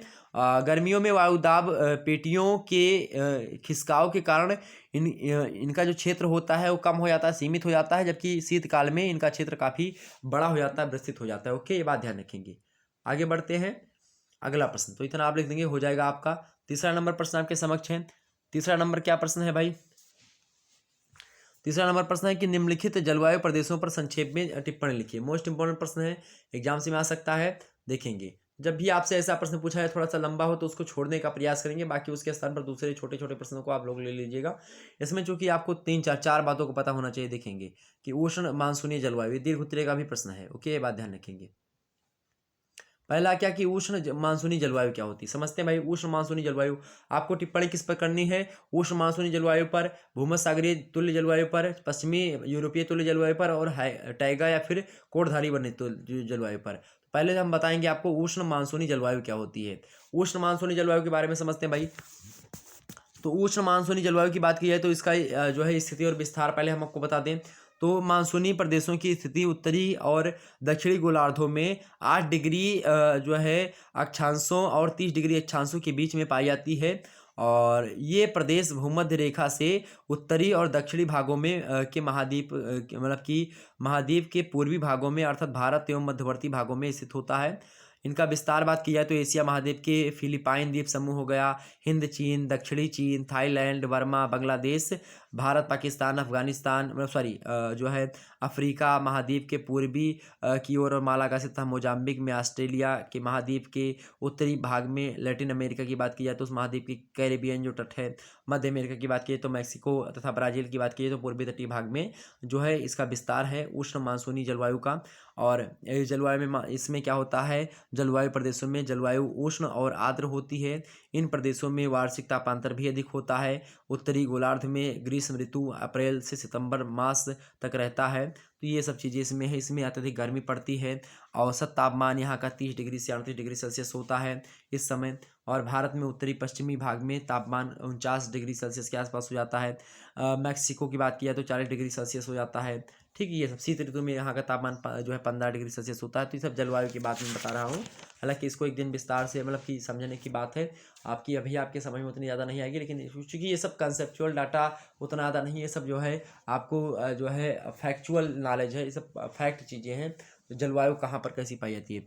दूसरी जलवायु की बात की जाए भाई, इसमें प्राकृतिक वनस्पतियाँ जो उष्ण मानसूनी जलवायु की बात की जाए तो मानसूनी प्रदेशों में जो है तापमान एवं वर्षा की विभिन्नता के कारण से यहाँ पर वर्षा लगातार होती रहती है। तो यहाँ पर भिन्न भिन्न प्रकार की वनस्पतियाँ मिलती हैं, क्योंकि यह प्राकृतिक वनस्पति वर्षा जो है वर्षा पर निर्भर करती हैं। अधिक वर्षा वाले प्रदेशों में सदाबहार वन जैसे कि नारियल, चंदन, महोगनी, रबर, ये सब वृक्ष जो है यहाँ पर मिलते हैं। और सामान्य वर्षा वाले क्षेत्रों में मानसूनी वन मिलते हैं।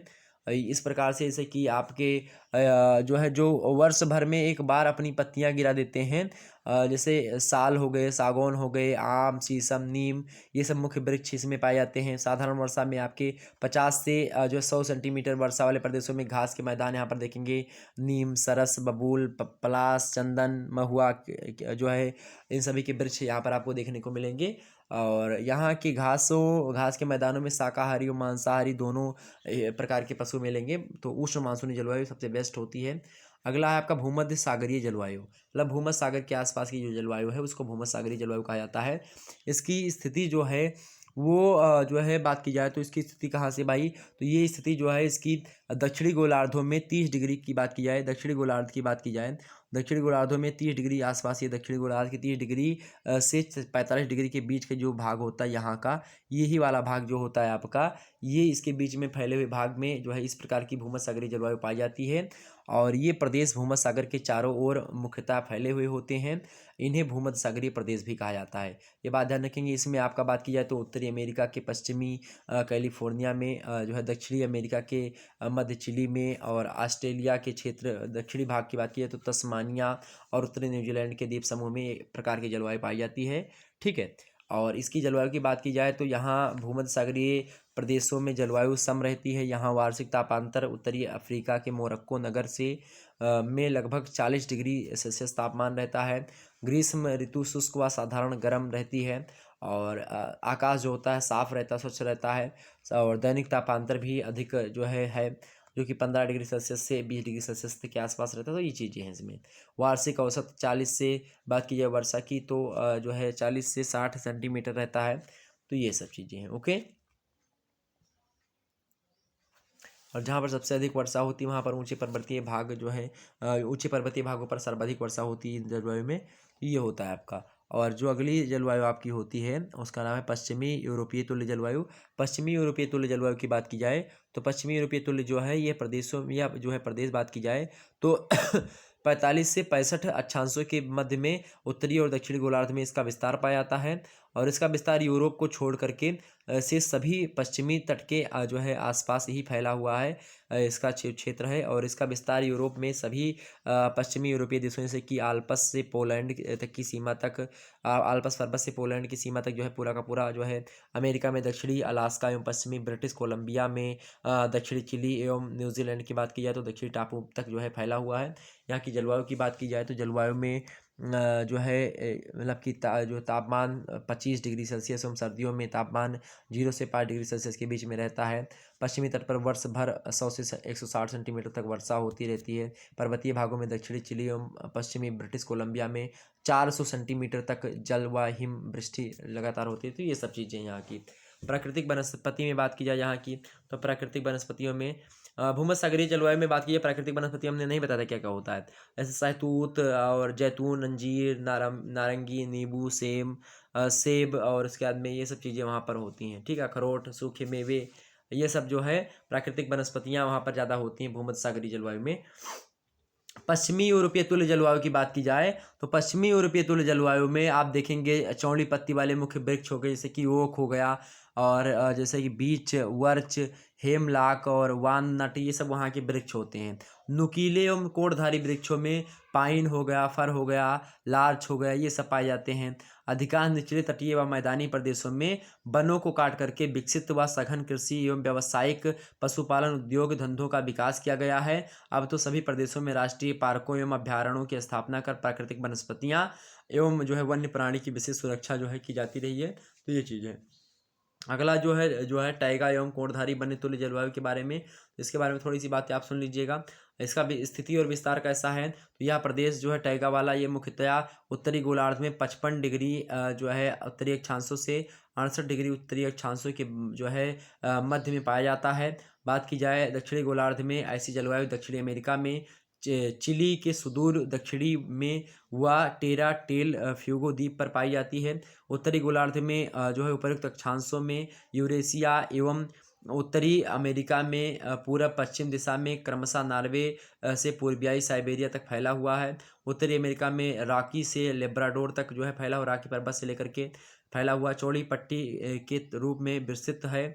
और ये विश्व के सबसे महान मुलायम लकड़ी के वन जो होते हैं, ये टैगा या कोणधारी वन तुल्य जलवायु में ही पाए जाते हैं। इसकी जलवायु की बात की जाए तो यहाँ की जलवायु ठंडी, विषम एवं कठोर है और प्रदेश में 6 से 9 माह तक हिम से ढका रहता है। 4 से 6 माह तक बर्फीले तूफानों का मौसम रहता है। गर्मियों में औसत तापमान 10 डिग्री सेल्सियस के आसपास रहता है। शीतकाल में निरंतर हिमांक बिंदु से भी नीचे जो है चला जाता रहता है यहाँ का तापमान। यहाँ बर्फीली हवाएं एवं तूफान सामान्य हैं। वर्षा थोड़ी बहुत लगभग वर्ष भर होती रहती है और धूप कम मिलने, तापमान बहुत नीचे रहने से 40 से 75 सेंटीमीटर वृष्टि जो कि अधिकांशतः हिमपात के रूप में ही हो जाती है। और यहाँ के लिए आवश्यकता से मतलब कि अधिक है वो। यहाँ दलदल पाए जाते हैं। अधिक नमी व ठंड के कारण मिट्टियाँ अम्लीय जो है वह घुली हुई मिलती हैं यहाँ की। ठीक, प्राकृतिक वनस्पति की बात की जाए तो टैगा प्रदेश में वनों को टैगा वन भी कहा जाता है और इनके पत्ते जो होते हैं शंक्वाकार व कोन के आकार के होते हैं, इसलिए इन्हें सांकुल या कोणधारी वन भी कहा जाता है।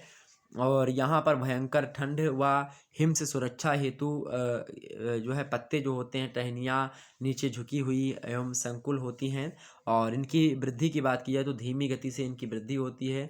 भारत के अर्ध व उष्ण प्रदेश में जिस वृक्ष को पूरा विकसित होने में 7 से 8 वर्ष लगते हैं, यहाँ उसी वृक्ष को ऐसी विकसित अवस्था में आने में लगभग बात की जाए 70 से 80 वर्ष लग जाते हैं। तो ये बात सोचिएगा। इसमें जैसे कि आपका कई चीज़ें होती हैं यहाँ पे, भालू, गीदड़, चीता, लकड़बग्घा, ये सब जो है यहाँ पर जानवर मुख्य रूप से पाए जाते हैं। और यहाँ पर तमाम प्रकार के वृक्ष की बात की जाए तो वो वृक्ष जो होते हैं जैसे कि आपके सीडर, स्प्रूस, चीड़, ये सब वृक्ष यहाँ पर पाए जाते हैं। ठीक है, ये चीज़ क्लियर हो गई आपकी। आगे बढ़ते हैं अगला प्रश्न। अगला प्रश्न आपके समक्ष चौथा नंबर प्रश्न देखेंगे। चौथा नंबर प्रश्न है, विश्व में वर्षा के आसमान वितरण का उल्लेख कीजिए। विश्व में वर्षा के आसमान वितरण का उल्लेख कीजिए। फटाफट से एक बार वीडियो को लाइक और शेयर कर दीजिए। जितने भी लोग देख रहे हैं फटाफट से एक बार वीडियो को लाइक और शेयर कर दीजिएगा। विश्व में वर्षा के आसमान वितरण का उल्लेख कीजिए। मोस्ट इंपॉर्टेंट प्रश्न है भैया, पूछ लेगा एग्जाम्स में कि विश्व में वर्षा के आसमान वितरण का उल्लेख कीजिए। तो बात की जाए भारत की, मतलब पूरे के पूरे विश्व की, तो हम इसको जो है कुछ पेटियों में बांटते हैं। तो आइए हम जो है पहली पेटी जो होती है 6 पेटियों में लगभग हम बात करेंगे। पहली पेटी होती है अत्यधिक वर्षा वाली भूमध्य सागरीय पेटी। यहाँ पर क्या होता है, यह पेटी जो है 10 डिग्री उत्तरी अक्षांश से लेकर के 10 डिग्री दक्षिणी अक्षांश के बीच का जो भाग होता है उसी पेटी को भूमध्य सागरीय पेटी कहा जाता है। यहाँ पर वर्षा जो होती है 175 सेंटीमीटर से 200 सेंटीमीटर के आसपास होती है और यहाँ पर डेली वर्षा होती है, रोज़ वर्षा होती है, रोजाना वर्षा होती है। दूसरी जो है जो पेटी होती है जिसको व्यापारिक पवनों द्वारा वर्षा की पेटी जो होती है उसको कहते हैं। दूसरी कौन सी पेटी होती है, व्यापारिक पवनों के द्वारा वर्षा की पेटी। इसमें क्या होता है, ये पवनें सागरों से गुजर करके महाद्वीपों के पूर्वी भागों पर वर्षा कराती हैं और इस प्रकार की जो वर्षा होती है वो भूमध्य रेखा से 10 डिग्री से 20 डिग्री उत्तरी व दक्षिणी अक्षांश के बीच में होती है। तीसरी जो वर्षा की पेटी है उसको उपोष्ण कटिबंधीय निम्न वर्षा की पेटी कहा जाता है। उसकी बात की जाए तो यह पेटी उच्च दाब की पेटी होती है और इस प्रकार की वर्षा का अक्षांशीय विस्तार 20 डिग्री से 30 डिग्री उत्तरी और दक्षिणी गोलार्धों में पाया जाता है और यह वर्षा जो होती है ग्रीष्म काल में ही होती है। और जो चौथा एक प्रकार से बात की जाए, चौथा जो पेटी होती है वर्षा की वो भूमध्य सागरीय वर्षा की पेटी होती है और इसे रूम सागरीय वर्षा के नाम से भी जाना जाता है, भूमध्य सागरीय वर्षा पेटी को। और यहाँ बात की जाए तो अधिकांश वर्षा ऋतुकाल में मतलब कि शीतकाल में होती है और वर्षा का वार्षिक औसत जो होता है 100 सेंटीमीटर के आसपास होता है। 100 सेंटीमीटर वर्षा होती है। इसका विस्तार जो है 30 डिग्री से 40 डिग्री की बात की जाए तो अक्षांशों के बीच में उत्तरी और दक्षिणी दोनों में पाया जाता है। ठीक। और जो पांचवी आपकी वर्षा होती है वो मध्य अक्षांशीय अधिकतम वर्षा की जो पीटी होती है उसमें होती है। यहाँ की वर्षा शीतकाल में होती है। वर्षा का वार्षिक औसत जो होता है 100 से 125 सेंटीमीटर के आसपास होता है। इसका जो अक्षांशीय विस्तार है वो 40 डिग्री से लेकर के 60 डिग्री उत्तरी और दक्षिणी गोलार्ध में पाया जाता है। ठीक। जो अगली पेटी है और छठवीं पेटी है वो ध्रुवीय प्रदेशीय न्यूनतम वर्षा की पेटी है। इसका अधिकांश भाग हिमकणों के रूप में होता है। यहाँ पर वार्षिक वर्षा का औसत 25 डिग्री सेंटीमीटर के मतलब कि 25 सेंटीमीटर के आसपास उससे भी कम रहता है और ध्रुवों की ओर और भी कम रहता है। इस प्रकार की वर्षा अक्षांशीय विस्तार जो है इसका 60 डिग्री जो है उत्तरी और दक्षिणी गोलार्धों के बाद जितना भी 90 तक बचता है सारा का सारा क्या होता है, इस प्रकार की पेटी होती है वर्षा की। तो ये 6 पेटियां हमने आपको बता दी। आगे बढ़ते हैं अगला प्रश्न। अगला प्रश्न आपके समक्ष आ गया 5वां नंबर। पवन की अपर्दनात्मक स्थलाकृतियों का नामोल्लेख कीजिए। पवन माने होता है वायु।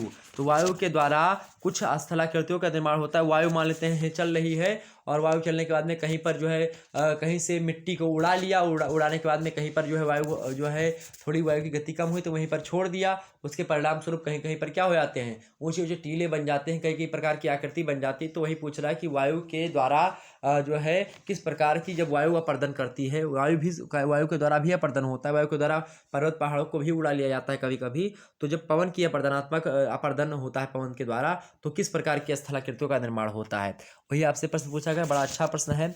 तो वायु के द्वारा बात की जाए तो अपर्दन के द्वारा कई प्रकार की पवन की अपर्दनात्मक जो कृति है उसके द्वारा कई प्रकार की स्थलाकृतियों का निर्माण होता है। जैसे कि पहला जो होता है भाई बात की जाए तो उसका नाम आप लिख सकते हैं ट्राइकेंटर। ट्राइकेंटर जो होता है ये बालू कणों से युक्त पवन जब क्या होती है किसी चट्टान के चारों ओर से टकराती है तो उसको चारों ओर से घिसती है और ऐसी स्थिति में मुलायम शिलाएं जो होती हैं आसानी से घिस जाती हैं तथा कठोर शिलाएं त्रिकोण की आकृति में खड़ी रह जाती हैं। जो है किनारे किनारे की जो मुलायम चट्टानें हैं वो टूट जाती हैं वायु के टकराने से। जो कि वायु जो होती है उसमें बालू के कण जो होते हैं उड़ते रहते हैं और उसी के द्वारा क्या होता है चट्टानें जो होती घिस जाती हैं और घिसने के बाद में क्या हो जाता है किनारे किनारे के भाग टूट जाते हैं और ये जो होता है खड़ा रहता सीधा सा मुलायम सा बात की जाए जो है त्रिकोण की भांति। तो इसे हम त्रिपहल मतलब कि या फिर छत्रक या फिर इसी को हम क्या कहते हैं ट्राइकेंटर कहते हैं। तो ट्राइकेंटर, छत्रक या फिर तिपहल छत्रक या फिर ट्राइकेंटर दो नाम से आना जाता है। ओके। तो पहली आकृति। दूसरी आकृति आप लिख सकते हैं छत्रक शिला। वायु के द्वारा छत्रक शिला का निर्माण होता है। छत्रक शिला क्या होती भाई, तो पवन के साथ उड़ने वाले भारी तथा बड़े आकार के धूल कण जो होते हैं उनमें शिलाओं में नीचे अधिक अपर्दन करते हैं वे। जबकि क्या होता है पवन के साथ उड़ने वाले भारी तथा बड़े आकार के धूल कण शिलाओं में नीचे अधिक अपर्दन करते हैं। जबकि ऊंचे जो भाग होते हैं उन पे कम करते हैं क्योंकि जो कण होते हैं वायु के वो नीचे ही ज़्यादा घुसते हैं और वहीं पर जो है सारी चीज़ें कर देते हैं। मतलब वहीं पर क्या करते हैं उसको घिस देते हैं और ऊपर का भाग नहीं घिस पाते हैं। तो क्या हो जाता है जबकि ऊंचे के भागों में हल्के तथा छोटे आकार के कण होते हैं तो इसीलिए वो कम घिस पाते हैं और नीचे का भाग थोड़ा सा ज़्यादा घिस जाता है। तो इसके परिणाम स्वरूप क्या हो जाता है, इसके परिणाम स्वरूप एक जो है अपर्दन से क्या होता है छतरी नुमा आकृति बन जाती है। इसे हम छत्रक कहते हैं। जैसे कुछ इस प्रकार से बात की जाए कि नीचे के पठार ऐसे कुछ थोड़ा सा पतला रहेगा और ऊपर थोड़ा सा ऐसे मान लेते ये हो गया। अब ये हो गया, ये मान लेते ये जो कोई पठार था और यहाँ पर नीचे क्या होगा, यहाँ पर देखिएगा थोड़ा थोड़ा और कम होगा ये। अब यहाँ पर नीचे के भाग में थोड़ा सा वायु ज़्यादा तेज लगी है तो ये ज़्यादा घिस गया है और ऊपर वाला भाग ऐसे रहे थोड़ा सा बड़ा हो जाए तो इसी को हम क्या कहते हैं, इसी को छत्रक कहते हैं। ठीक है, ये बात ध्यान रखेंगे। तो दूसरी आकृति। तीसरी आकृति क्या होता है भाई, इंसेलबर्ग का निर्माण भी वायु के द्वारा ही होता है, वायु के अपर्दन के दौरान ही होता है। इंसेलबर्ग की बात की जाए तो कोमल शिलाओं वाले चौरस मैदानी भागों में कठोर शैल की उपस्थिति से इस भू आकार का निर्माण होता है। वायु अपर्दन से कोमल शिलाएं शीघ्र अपर्दित होकर उड़ जाती हैं तथा कठोर शिलाएं दीप की शक्ल से विद्यमान रहती हैं। इसकी जो इनकी आकृति पिरामिड जैसी होती है तो इसी को इंसेलबर्ग के नाम से आना आता है। चौथी बात ये, चौथा जो है वो यारदंग का निर्माण होता है। यारदंग क्या होता है भाई, मरुस्थलीय भागों की बात की जाए तो मरुस्थलीय भागों में जहाँ कोमल एवं कठोर शिलाएं क्रमशः लंबवत खड़ी रहती हैं, वहाँ कोमल शिलाएं जो होती हैं तीव्र पवन के टकराव से क्या हो जाती हैं, घिस जाती हैं, और उसके परिणाम स्वरूप क्या होता है, खंभे की भांति कहीं कहीं पर खड़ी रहती हैं। तो इसी प्रकार के कटे एवं असमान आकार वाले भूदृश्यों को हम यारदांग कहते हैं। मरते हैं मैदानी भाग है, यहीं पर कहीं पर ऊंचे ऊंचे थोड़े पठार थे, ये पे ये जो है यहीं पर जो कठोर थे वो तो बच्चे हैं, और क्या हो गया जो मान लेते हैं थोड़े से हल्के तो टूट गए, तो यहाँ पर थोड़ा थोड़ा ऐसे खड़े खड़े मिलेंगे आपको, तो वही होता है यारदंग। ठीक है, छोटियों में। अब बात की जाए पांचवी आकृति जो पवन के द्वारा बनती है उसका क्या नाम है, ज्यूजेन। ज्यूजेन क्या होता है, यहाँ पर क्या होता है, जहाँ कोमल एवं कठोर शिलाएं एक दूसरे के ऊपर बिछी रहती हैं और वहाँ मुलायम चट्टानों के कट जाने से शैलों का आधार जो होता है नष्ट हो जाता है, जिससे वे जो है असम हो जाती हैं, ऐसी आकृति को हम ज्यूजेन कहते हैं। ठीक, ज्यूजेन यही होता है आपका। कभी कभी मतलब उनका आधार जो होता है कट जाता है, मतलब आधार ही नहीं बचता कि हाँ कहीं पर वो खड़ी हुई है, ऊपर थोड़ा सा बचा हुआ है, नीचे का आधार जो है एकदम से पवनों के द्वारा कट गया है। ये ज्यूजेन की भांति मतलब जो है कहीं पर जो लगेगा आपको मनुष्य की भांति खड़ी हुई है, कभी लगेगा कि हाँ कोई जो है जानवर खड़ा हुआ है कहीं पर, मतलब अलग अलग प्रकार की आकृति का निर्माण करती, तो वो होता है ज्यूजेन। तो ये जो है 6 प्रकार की क्या जो है 5 प्रकार की आकृति हमने बताई वायु के अपर्दन के परिणाम स्वरूप क्या क्या भाई, जो है ट्राइकेंटर पहला बताया, दूसरा हमने बताया छत्रक शिला, तीसरा बताया आपको इंसलबर्ग, चौथा बताया यादंग, और जो है पांचवा बताया हमने ज्यूजेन। ठीक, ये बात ध्यान रखेंगे। आगे समझते हैं। तो ऑब्जेक्टिव में आपसे प्रश्न क्या पूछता है कि जो है वायु के द्वारा बनने वाली स्थलाकृतियों में कौन कौन से शामिल नहीं है, मतलब क्या शामिल नहीं है, तो ऑप्शन में देगा यारदंग, ज्यूजेन और इंसलबर्ग, को एक दे देगा लेकोलिथ। तो आपका लेकोलिथ जाहिर सी बात है वही हो जाएगा। ओके, आगे बढ़ते हैं। 6वां नंबर प्रश्न देखेंगे। 6वां नंबर प्रश्न है भू अभिनति या भूसन्नति क्या है, इसकी प्रमुख विशेषताएं बताइए। तो भू अभिनति और सन्नति के बारे में हमने आपको ऑलरेडी उससे पहले वाले वीडियो जो हमने बनाया था उसमें हमने भू अभिनति के बारे में आपको समझा दिया था, लेकिन फिर भी अगर आप लोग समझना चाहते हैं भू अभिनति के बारे में तो मैं आपको बता दूं भू अभिनतियाँ होती हैं जो है सकरी होती हैं, पतली होती हैं और गड्ढा होती हैं एक प्रकार से, उसी को हम कहते हैं भू अभिनति। ठीक है, अब उसमें क्या होता है, मलबे लगातार भरते रहते हैं और उसके मलबों को भरने के बाद में क्या होता है, किनारे की जो है चीज़ें होती हैं वो लगातार आपस में क्या होता है, संपीड़नात्मक बल उत्पन्न होता है, उसके कारण से आपस में टकराती हैं, उसके कारण से ऊपर जो मलबा भरा होता है सिंक्लाइन में, मतलब कि वो अभिनति में वो ऊपर उठता है, उससे पर्वतों का निर्माण होता है। ये बातें हमने प्रक्रिया पूरी की पूरी इससे पहले वाली वीडियो में आपको समझा दी थी, तो उसको देख लीजिएगा। ओके, भू अभिनति या भूसन्नति एक ही बात है। भू अभिनति या सन्नति को अंग्रेजी में जियोसिंक्लाइन के नाम से जाना जाता है। इसके बारे में बात की जाए तो आपसे प्रश्न क्या पूछा गया, इसकी प्रमुख विशेषताएं। तो भूसन्नति क्या होती है इसके बारे में तो हमने आपको पहले से बता दिया था कि भूपटल के विकास का अध्ययन करने से इस बात का पता चलता है कि प्रारंभिक काल स्थल में आप देखेंगे छिटपुट जो है भाग जो थे उसमें दरार वगैरह थोड़ी सी पड़ जाती थी, उसके दरार के बाद में धीरे धीरे उसमें नदियों का जल जो होता है लगातार भरता रहता था, उसमें फिर इस प्रकार से आकृति बनती थी। तो ये सिंक्लाइन का आकृति होती है, यही होती है जियो सिंक्लाइन, अर्थात जो भू अभिनति या सन्नति है यही होती है। ठीक है, तो इतनी बात तो हमने आपको समझा दी थी, कोई दिक्कत की बात है उसमें। अब आपको करना क्या है, भू अभिनतियों के बारे में पूछा तो आप भू अभिनतियों के बारे में बात की जाए तो जो है इसकी परिभाषा आप लिख सकते हैं कि भूसन्नतियाँ लंबे सकरे तथा उथले जलीय भाग होते हैं जिनमें तलछटिए निक्षेप के बाद धंसाव होता रहता है हमेशा, या फिर भू अभिनतियाँ भूसन्नतियाँ धंसते हुए जलीय भाग होते हैं जिसमें तलछट का जमाव होता रहता है। अब इनकी कुछ प्रमुख जो है विशेषताएं हैं, उनकी विशेषताओं के बारे में बता दें। पहली विशेषता आप लिखेंगे कि भूसन्नतियाँ सामान्यतः दो दृढ़ भूखंडों के मध्य स्थित होती हैं। इनके तटीय भाग को अग्र प्रदेश अर्थात फ्री लैंड कहा जाता है। ओके, दूसरी बात यह है कि भूगार्भिक क्रियाओं के कारण इनके आकार, प्रकार, विस्तार एवं स्थिति में परिवर्तन होता रहता है। तीसरी विशेषता इसकी ये है मेरे प्यारे दोस्तों कि ये भूगार्भिक इतिहास के कई युगों में पाई जाती हैं। चौथी बात यह है कि ये लंबे सकरे तथा उथले जलीय भाग के रूप में होती हैं। पांचवी विशेषता इसकी यह है कि इसमें प्रायः अवसादों का निक्षेप पाया जाता है। छठवीं बात यह है कि अवसादों के निक्षेप के साथ साथ ये नीचे धंसती रहती हैं। और सातवीं बात यह है मेरे प्यारे दोस्तों कि निक्षेप एवं धसाव के कारण जब इनमें क्या होता है, तलछट की मोटाई को तो निरंतर बढ़ती रहती है परंतु इसकी गहराई उतनी ही रहती है।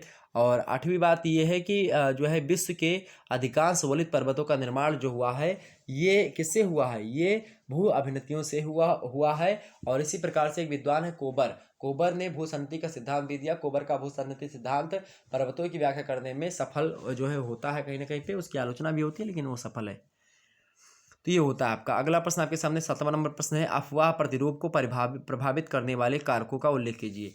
अफवाह प्रतिरूप को प्रभावित करने वाले कारकों का उल्लेख कीजिए। मोस्ट इंपॉर्टेंट प्रश्न है भाई, अफवाह प्रतिरूप को प्रभावित करने वाले कारकों का उल्लेख कीजिए। एग्जाम से प्रश्न पूछा सकता है, बढ़िया प्रश्न है। अफवाह प्रतिरूप को प्रभावित करने वाले कारकों का उल्लेख कीजिए। अफवाह प्रतिरूप क्या होता है भाई? अफवाह माने होता है एक प्रकार से अफवाह वो अफवाह नहीं जो आप लोग सोच रहे हो। अफवाह नदियाँ जो होती हैं जब बहती हैं तो वो कहीं से कहीं पर उनकी जो है नदियाँ कहीं से आकर के मिलती हैं, कहीं पर नदियाँ अलग अलग धाराओं में बढ़ती हैं तो उनका एक चौड़ा सा भाग हो जाता है, उसी को अफवाह कहते हैं।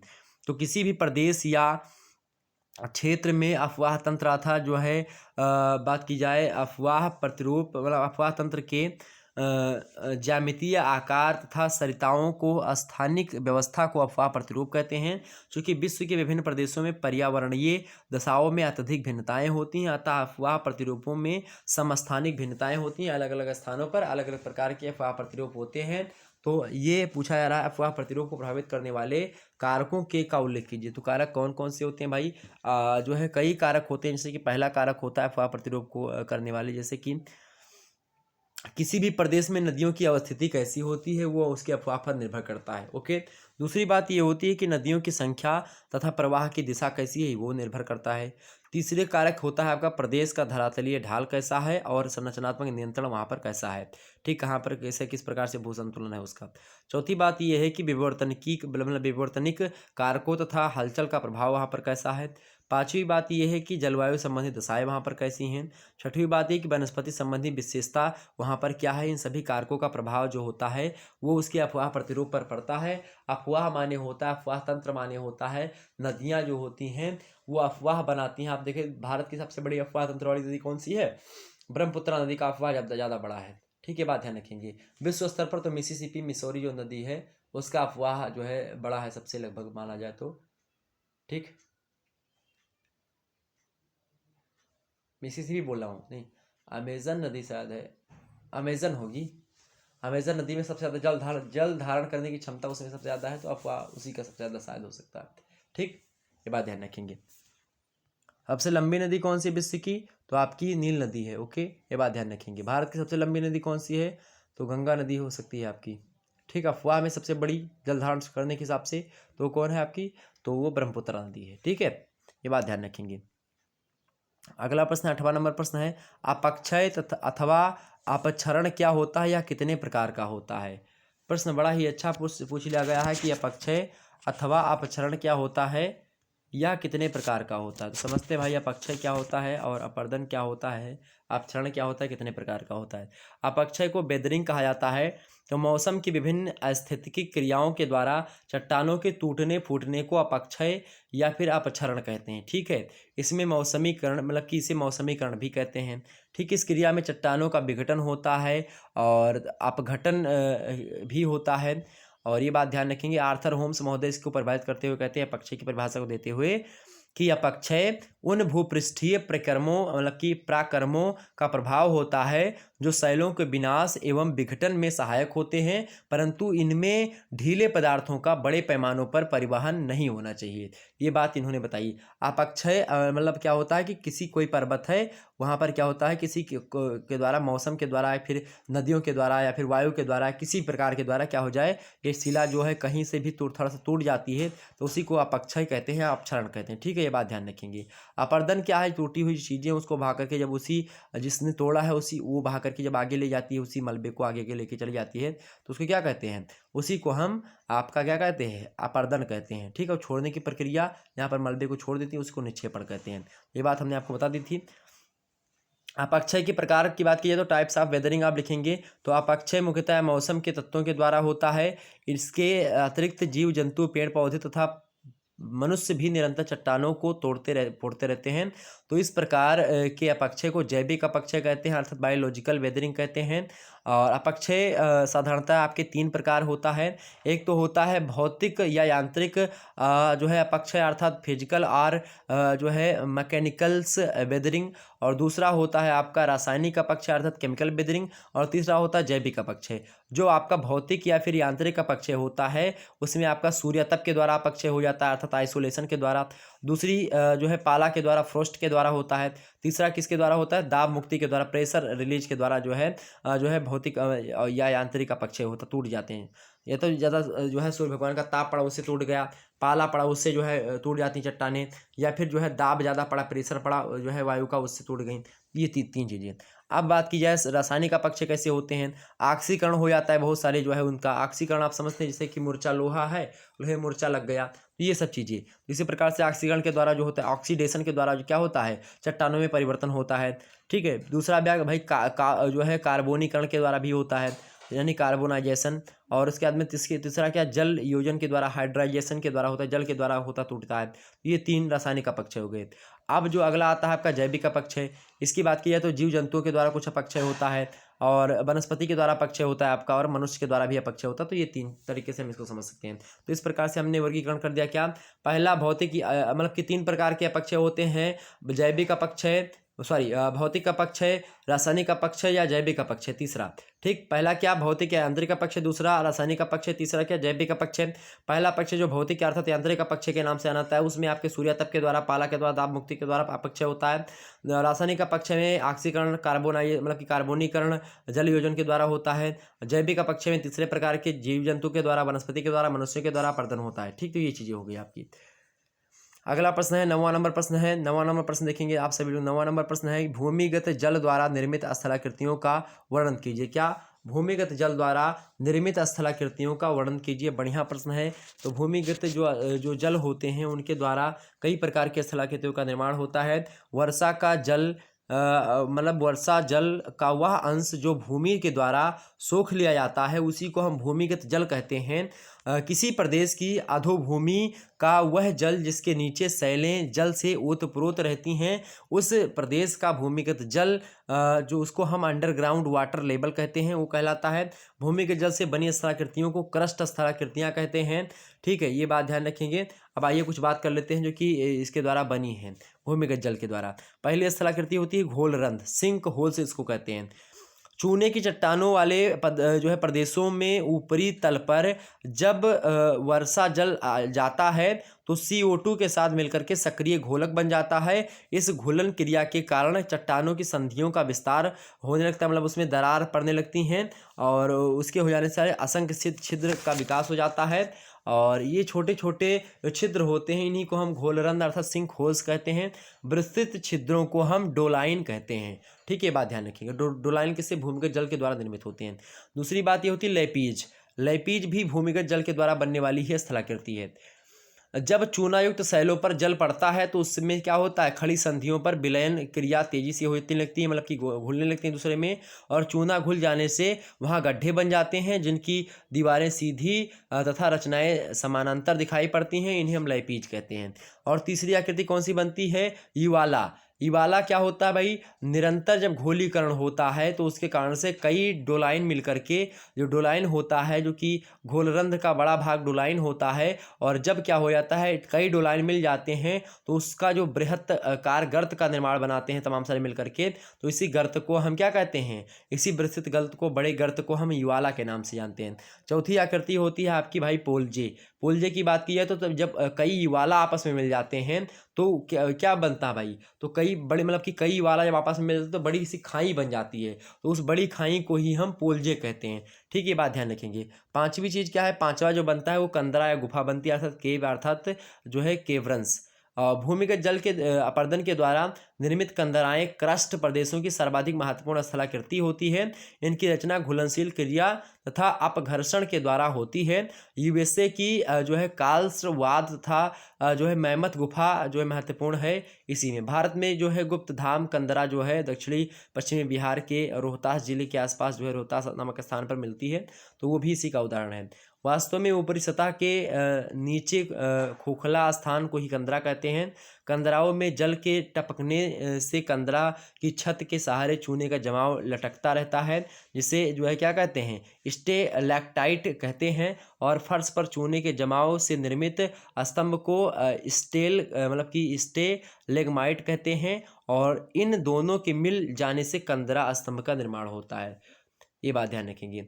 छठवीं स्थलाकृति जो बनती है भूमिगत जल के द्वारा वो होती है अंधघाटी अर्थात ब्लाइंड वैली। ब्लाइंड वैली की बात की जाए तो जब इसमें होता है जो है जब विलय रंध्र नदी के प्रवाह मार्ग के बीच आ जाता है तो पूरी नदी उसमें गिरकर विलीन हो जाती है। ये विलुप्त जल धाराएं बाद में पाताली नदियों का रूप ले लेती हैं और अंदर ही अंदर बहती हुई सागर तक पहुंच जाती हैं। अतः शेष शुष्क जो है घाटी को अंधघाटी कहा जाता है। जब दिखाई नहीं पड़ता कि नदियाँ कहाँ से बह रही हैं, अंदर अंदर बहकर समुद्र तक निकल गई तो उसको अंधघाटी कहते हैं अर्थात ब्लाइंड वैली कहते हैं। तो ये बात क्लियर हो गई आपकी, ये बात क्लियर हो गई। अगर आपसे प्रश्न पूछा जाए कि जो है अपर्दन के कितने रूप हैं, तो अपर्दन के कई रूप होते हैं। जैसे आप घर्षण या उठाव, दूसरा सन्निकर्षण, तीसरा रासायनिक अपर्दन या संक्षारण, चौथा होता है जलदाब, पांचवा होता है अपवाहन या परिवहन, छठवां होता है जमाव या निक्षेप। कई रूप होते हैं। ओके, तो ये चीज़ें क्लियर हो गई आपकी। तो यहाँ तक हमने जो है 8 प्रश्नों को समझा जो कि लघु उत्तरीय के थे। अब दीर्घ उत्तरीय प्रश्नों की जो है बारी आ चुकी है। दीर्घ उत्तरीय प्रश्नों की बात की जाए तो इसमें अब खंड 7 से पूछे जाएंगे और 4 प्रश्न आपको दिए होंगे। एक प्रश्न का उत्तर आपको 500 शब्दों में लिखना होगा और इनमें से 4 प्रश्नों में से केवल 2 प्रश्न जो है आपको छांटने होंगे। ये प्रश्न आप लोग देख लीजिएगा, अपनी सीरीज में मिले तो एक बार पढ़ लीजिएगा। ओके, पहला प्रश्न है कि जीवमंडल क्या है, इसे परिभाषित कर दे मतलब कि करते हुए इसके प्रमुख संगठकों का उल्लेख कीजिए। मोस्ट इंपॉर्टेंट प्रश्न है। अब इसका उत्तर बताएंगे तो बहुत लंबा हो जाएगा वीडियो और उसके बाद में आपके समझ में भी थोड़ा बहुत कम आएगा, क्योंकि बहुत लंबा टॉपिक है। पूरी के पूरी का उत्तर आपको पता नहीं मिलेगा, तो इसलिए जो है आप लोग क्या करेंगे, इसको जरूर पढ़ने का प्रयास करेंगे। एक बार जीवमंडल क्या है, इसे परिभाषित करते हुए इसके प्रमुख संगठकों का उल्लेख कीजिए। ये प्रश्न आप लोग जो है अगर मिले आपके एग्जाम्स में तो आप लोग इसको जरूर पढ़ लीजिएगा। ठीक है, अगर आपके जो है उसमें मिल जाएगा, आप लोग देख लीजिएगा। आपके चाहे जो है सीरीज वगैरह होगी उस सीरीज में आपको मिल जाएगा। ठीक, तो आप लोग जरूर देख लीजिएगा इसको। ओके, ये बात ध्यान रखेंगे। जीवमंडल के बारे में क्या है, जीवमंडल के बारे में, तो जीवमंडल क्या है इसको आप लोग देख लीजिएगा। ठीक, आगे बढ़ा जाए। जीवोम क्या है, बायोम क्या है, इसको तो हमने बता ही दिया था अगले वीडियो में ही, मतलब कि पढ़ लीजिएगा। जीवमंडल की बात की जाए तो जीवमंडल में आप देखेंगे कई चीज़ें होती हैं। जीवमंडल को बायोस्फीयर कहा जाता है। जीवमंडल सामान्य रूप से पृथ्वी की सतह के चारों ओर व्याप्त एक आवरण होता है जिसके अंतर्गत पौधों तथा जंतुओं का जीवन बिना किसी रक्षक साधन के संभव होता है। अर्थात जीवमंडल एक जीवनदायी या जीवन पोषक परत होती है जो कि पृथ्वी के चारों ओर व्याप्त है। इसे परिभाषित करते हुए A.H. स्ट्रालर महोदय हैं, वो कहते हैं कि पृथ्वी के समस्त जीव तथा वे पर्यावरण जिनसे इन जीवों की पारस्परिक क्रिया होती है मिलकर के बायोस्फीयर अर्थात जीवमंडल का निर्माण करते हैं, रचना करते हैं। ठीक है, ये बात क्लियर हो गई। जीवमंडल की ऊपरी परत का निर्धारण ऑक्सीजन, नमी, तापमान तथा वायु की सुलभता तथा प्राप्यता के आधार पर किया जाता है। जैसे कि समान रूप से जीवमंडल की जो ऊंचाई होती है 30 किलोमीटर के आसपास तक होती है। वायुमंडल में 15 किलोमीटर की ऊंचाई तक बैक्टीरिया की उपस्थिति तथा नासा द्वारा जो है पता लगाया गया है, तो 15 किलोमीटर तक जो है 15 किलोमीटर तक बैक्टीरियाज पाए जाते हैं। ठीक है, ये बात क्लियर हो गई आपकी। जीवमंडल की जो निचली परत होती है वो ऑक्सीजन के द्वारा तथा सूर्य की प्रकाश की सुलभता के द्वारा या उसकी प्राप्यता कहाँ तक पाई जाती है जो है समुद्र तल में, वहाँ तक जो है नापा जाता है। तो जीवमंडल के संगठक में कई जैसे कि 3 प्रमुख संगठक होते हैं। पहला अजैविक या भौतिक संगठक, दूसरा आपका जैविक संगठक, तीसरा ऊर्जा संगठक। अर्थात जो है एनर्जी कंपाउंड्स, बायोटिक या ऑर्गेनिक कंपाउंड, या फिर जो है अबायोटिक या फिर फिजिकल कंपोनेंट्स। तो ये सब मतलब कंपाउंड बोल दिया हमने, कंपोनेंट्स। ओके, ये बात ध्यान रखेंगे। तो ये भी इसको हम समझेंगे किसी दिन। हालांकि अब आप लोग देख लीजिएगा, आपकी किताब में हो आप देख लीजिएगा उसको। अगला प्रश्न है पृथ्वी की विभिन्न परतों एवं उनकी रासायनिक संरचना का वर्णन कीजिए। पृथ्वी की विभिन्न परतों एवं उसकी रासायनिक संरचना का वर्णन कीजिए। जो बातें हमने आपको जो है स्वेस महोदय के अनुसार बताई थी, पृथ्वी की आंतरिक संरचना, सियाल, सीमा, निफे और उसके बाद में क्रस्ट, क्रोड और मेंटल, ये हमने आपको बता दी थी। तो अगर आप लोगों ने वो आपको पता तो आसानी से आप अच्छे अंक प्राप्त कर सकते हैं, कोई दिक्कत की बात नहीं होनी चाहिए। ओके,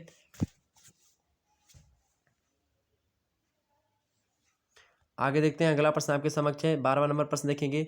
भूगोल की परिभाषा देते हुए भौतिक भूगोल की प्रकृति एवं विषय क्षेत्र का वर्णन कीजिए। मोस्ट इंपोर्टेंट प्रश्न है, इसको तो जरूर पढ़ लीजिएगा मेरे प्यारे दोस्तों। आपको 10 नंबर दिलाएगा मात्र एक प्रश्न, 10 से क्या 15 नंबर भी दिलवा सकता है ये प्रश्न, तो इसको जरूर पढ़ लीजिएगा। ओके, ये प्रश्न आप जरूर पढ़ लीजिएगा, ये प्रश्न आप जरूर पढ़ लीजिएगा मेरे प्यारे दोस्तों, मोस्ट इंपॉर्टेंट है। ओके, ये प्रश्न जरूर पढ़ लीजिएगा। ओके, आगे बढ़ते हैं। अगला प्रश्न, अगला प्रश्न आपके समक्ष 13वां नंबर, ज्वालामुखी विस्फोट की प्रक्रिया पृथ्वी की आंतरिक हलचलों का उदाहरण है, इस कथन की पुष्टि कीजिए। मोस्ट इंपोर्टेंट प्रश्न है, ज्वालामुखी विस्फोट की क्रिया के बारे में पढ़ लीजिएगा। ज्वालामुखी विस्फोट क्रिया क्या है इसके बारे में आप जान लीजिएगा पूरा विस्तार से। ठीक है, ज्वालामुखी क्रिया एवं उद्गार के कारण कौन कौन से होते हैं, ज्वालामुखी किस किस प्रकार के होते हैं। तो ज्वालामुखी की बात की है खास करके, तो आर्थर होम्स महोदय ज्वालामुखी की परिभाषा को देते हुए कहते हैं कि ज्वालामुखी मुख्यतया एक दरार या छिद्र होता है जिसका संबंध भूगर्भ से होता है। इसमें लावा का प्रवाह जो है अत्यंत तप्त जल के फव्वारे या गैसों का भयंकर विस्फोट तथा ज्वालामुखी राख का उद्गार होता है। ये बात जो है आर्थर होम्स महोदय ने बताई है। ज्वालामुखी क्रिया कैसे होती, मतलब कि क्यों होती, इसके कई कारण होते हैं। जैसे भूगर्भ में अगर तापमान बढ़ जाता है तो इसके कारण से भी ज्वालामुखी होती है। गैसों व जल वाष्प की उत्पत्ति अगर होनी होती है तो भी ये होता है। लावा का उद्गार होता है तो भी जो है होता है। ये तमाम सारे कारण होते हैं, कई पदार्थ से निकलते हैं, जैसे कि गैसीय अवस्था में विभिन्न गैसें, धुआं व जल वाष्प निकलता है। उसमें जैसे कि आप देखेंगे जो है कार्बन मोनोऑक्साइड हो गया, आपका सल्फर डाइऑक्साइड हो गया, ठीक है, कार्बन डाइऑक्साइड हो गया, हाइड्रोक्लोरिक अम्ल हो गया, HCl, नाइट्रोजन अमोनिया हो गए, NH3 हो गया, ये सब चीज़ें निकलती हैं। और ठोस अवस्था में शिलाखंड हो गया, धूल व राख हो गए निकलती हैं। द्रवीय अवस्था में लावा वगैरह तमाम सारी चीज़ें निकलती हैं। तो ये चीज़ें होती हैं ज्वालामुखी के बारे में। ओके, अगला प्रश्न आपका 14वां नंबर प्रश्न है, ब्रह्मांड की उत्पत्ति की महत्वपूर्ण परिकल्पना को समझाइए। अब ब्रह्मांड की उत्पत्ति को लेकर के हमने एक वीडियो आपको बना दी है, उसमें हमने ब्रह्मांड की उत्पत्ति को लेकर के कई सारे सिद्धांत, जैसे कि आपकी तमाम सारे सिद्धांत हैं, जैसे कि पुच्छल तारा परिकल्पना हो गई, कासिदा-वफन ने 1749 में दी थी। वायव्य राशि परिकल्पना हो गई, इमैनुअल कांट ने 1755 में दी थी। निहारिका परिकल्पना हो गई, लाप्लास महोदय के द्वारा 1796 में दी गई थी, लेकिन इसके बाद में रास महोदय ने इसको संशोधित किया था। उसके बाद में उल्का पिंड परिकल्पना है, लाकियर के द्वारा दी गई 1919 में। द्वैतारक परिकल्पना है, इसको जो है सौरमंडल की उत्पत्ति में कम से कम 2 तारों का योगदान जो है अवश्य इसमें बताया गया है।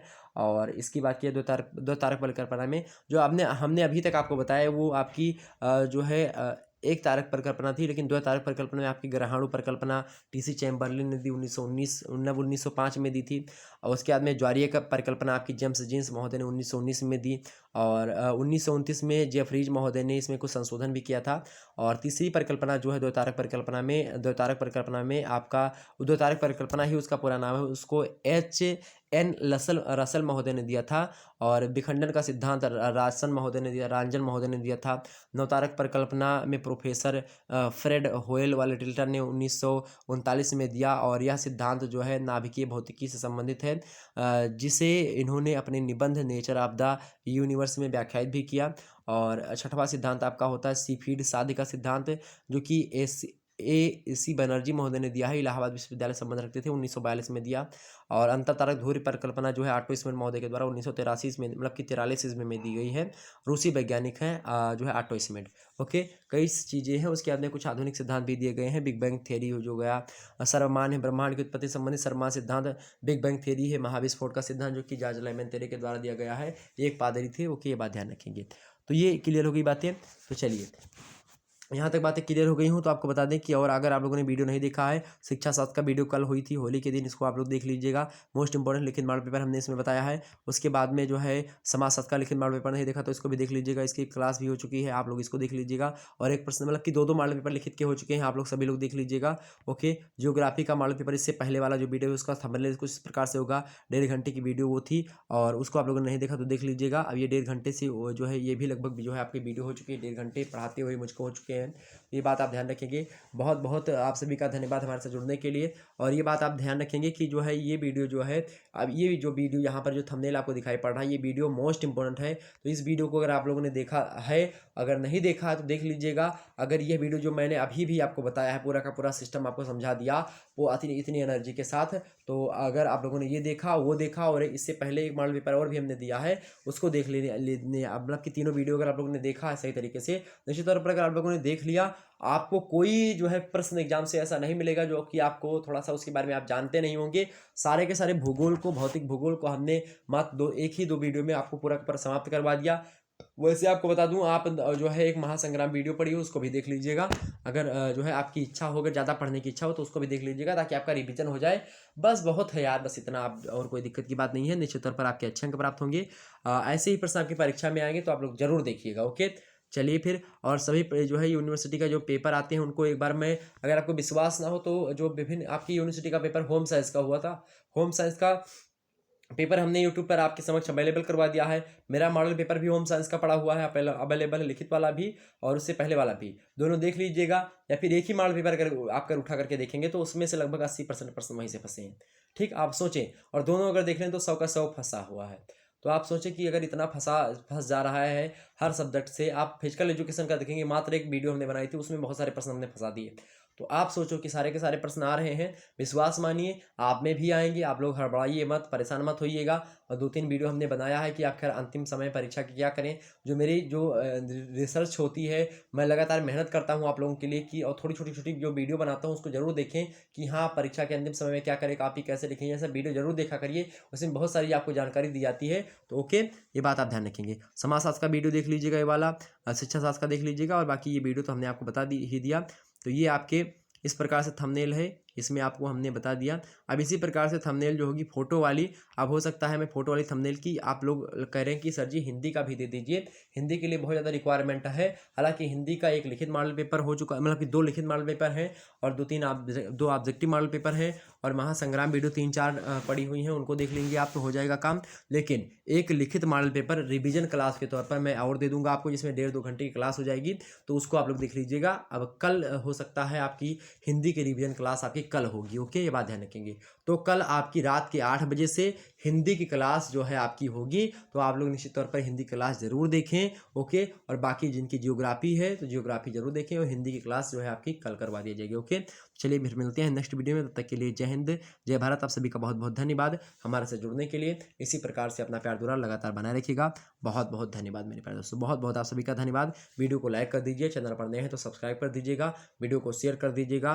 क्या ये मेहनत मेरी पसंद आई, आप लोग ये कमेंट सेक्शन में बताने का प्रयास करेंगे।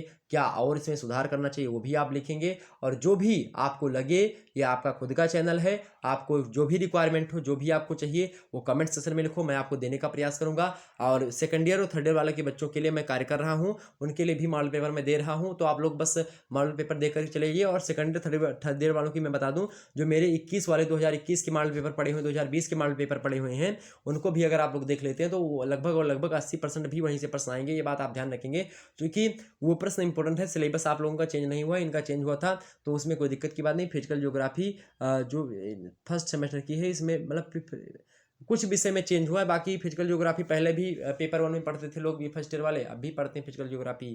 ठीक है, बात ध्यान रखेंगे। तो हो गया आपका। चलिए वीडियो को शेयर कर दी, सभी दोस्तों को बुला लीजिएगा, सभी दोस्तों को बता दीजिए कि हाँ ये क्लास हुई है, इसको देख लीजिएगा। अपने कॉलेज के सभी छात्रों को बताएंगे, छात्र हैं तो छात्रों को बता दीजिएगा, और छात्राएं हमारी तो छात्राओं को बता दीजिएगा। सभी दोस्तों के पास शेयर करना चाहिए वीडियो को, ताकि हर एक बच्चा अच्छे अंक प्राप्त कर सके। धन्यवाद। मेरा एक ही लक्ष्य है कि आप लोग अच्छे अंक प्राप्त करें। अच्छे अंक प्राप्त करके आप लोग कमेंट सेक्शन में लिखेंगे। आप लोग पेपर दे के आइएगा, फिर मॉडल पेपर फिर से देखिएगा, और उसमें कमेंट करिएगा कि सर जी इतने प्रश्न आए हैं, और आपके जो पेपर होते हैं वो मेरे पास आप सेंड कर दीजिए। ओके, धन्यवाद। मिलते हैं नेक्स्ट वीडियो में।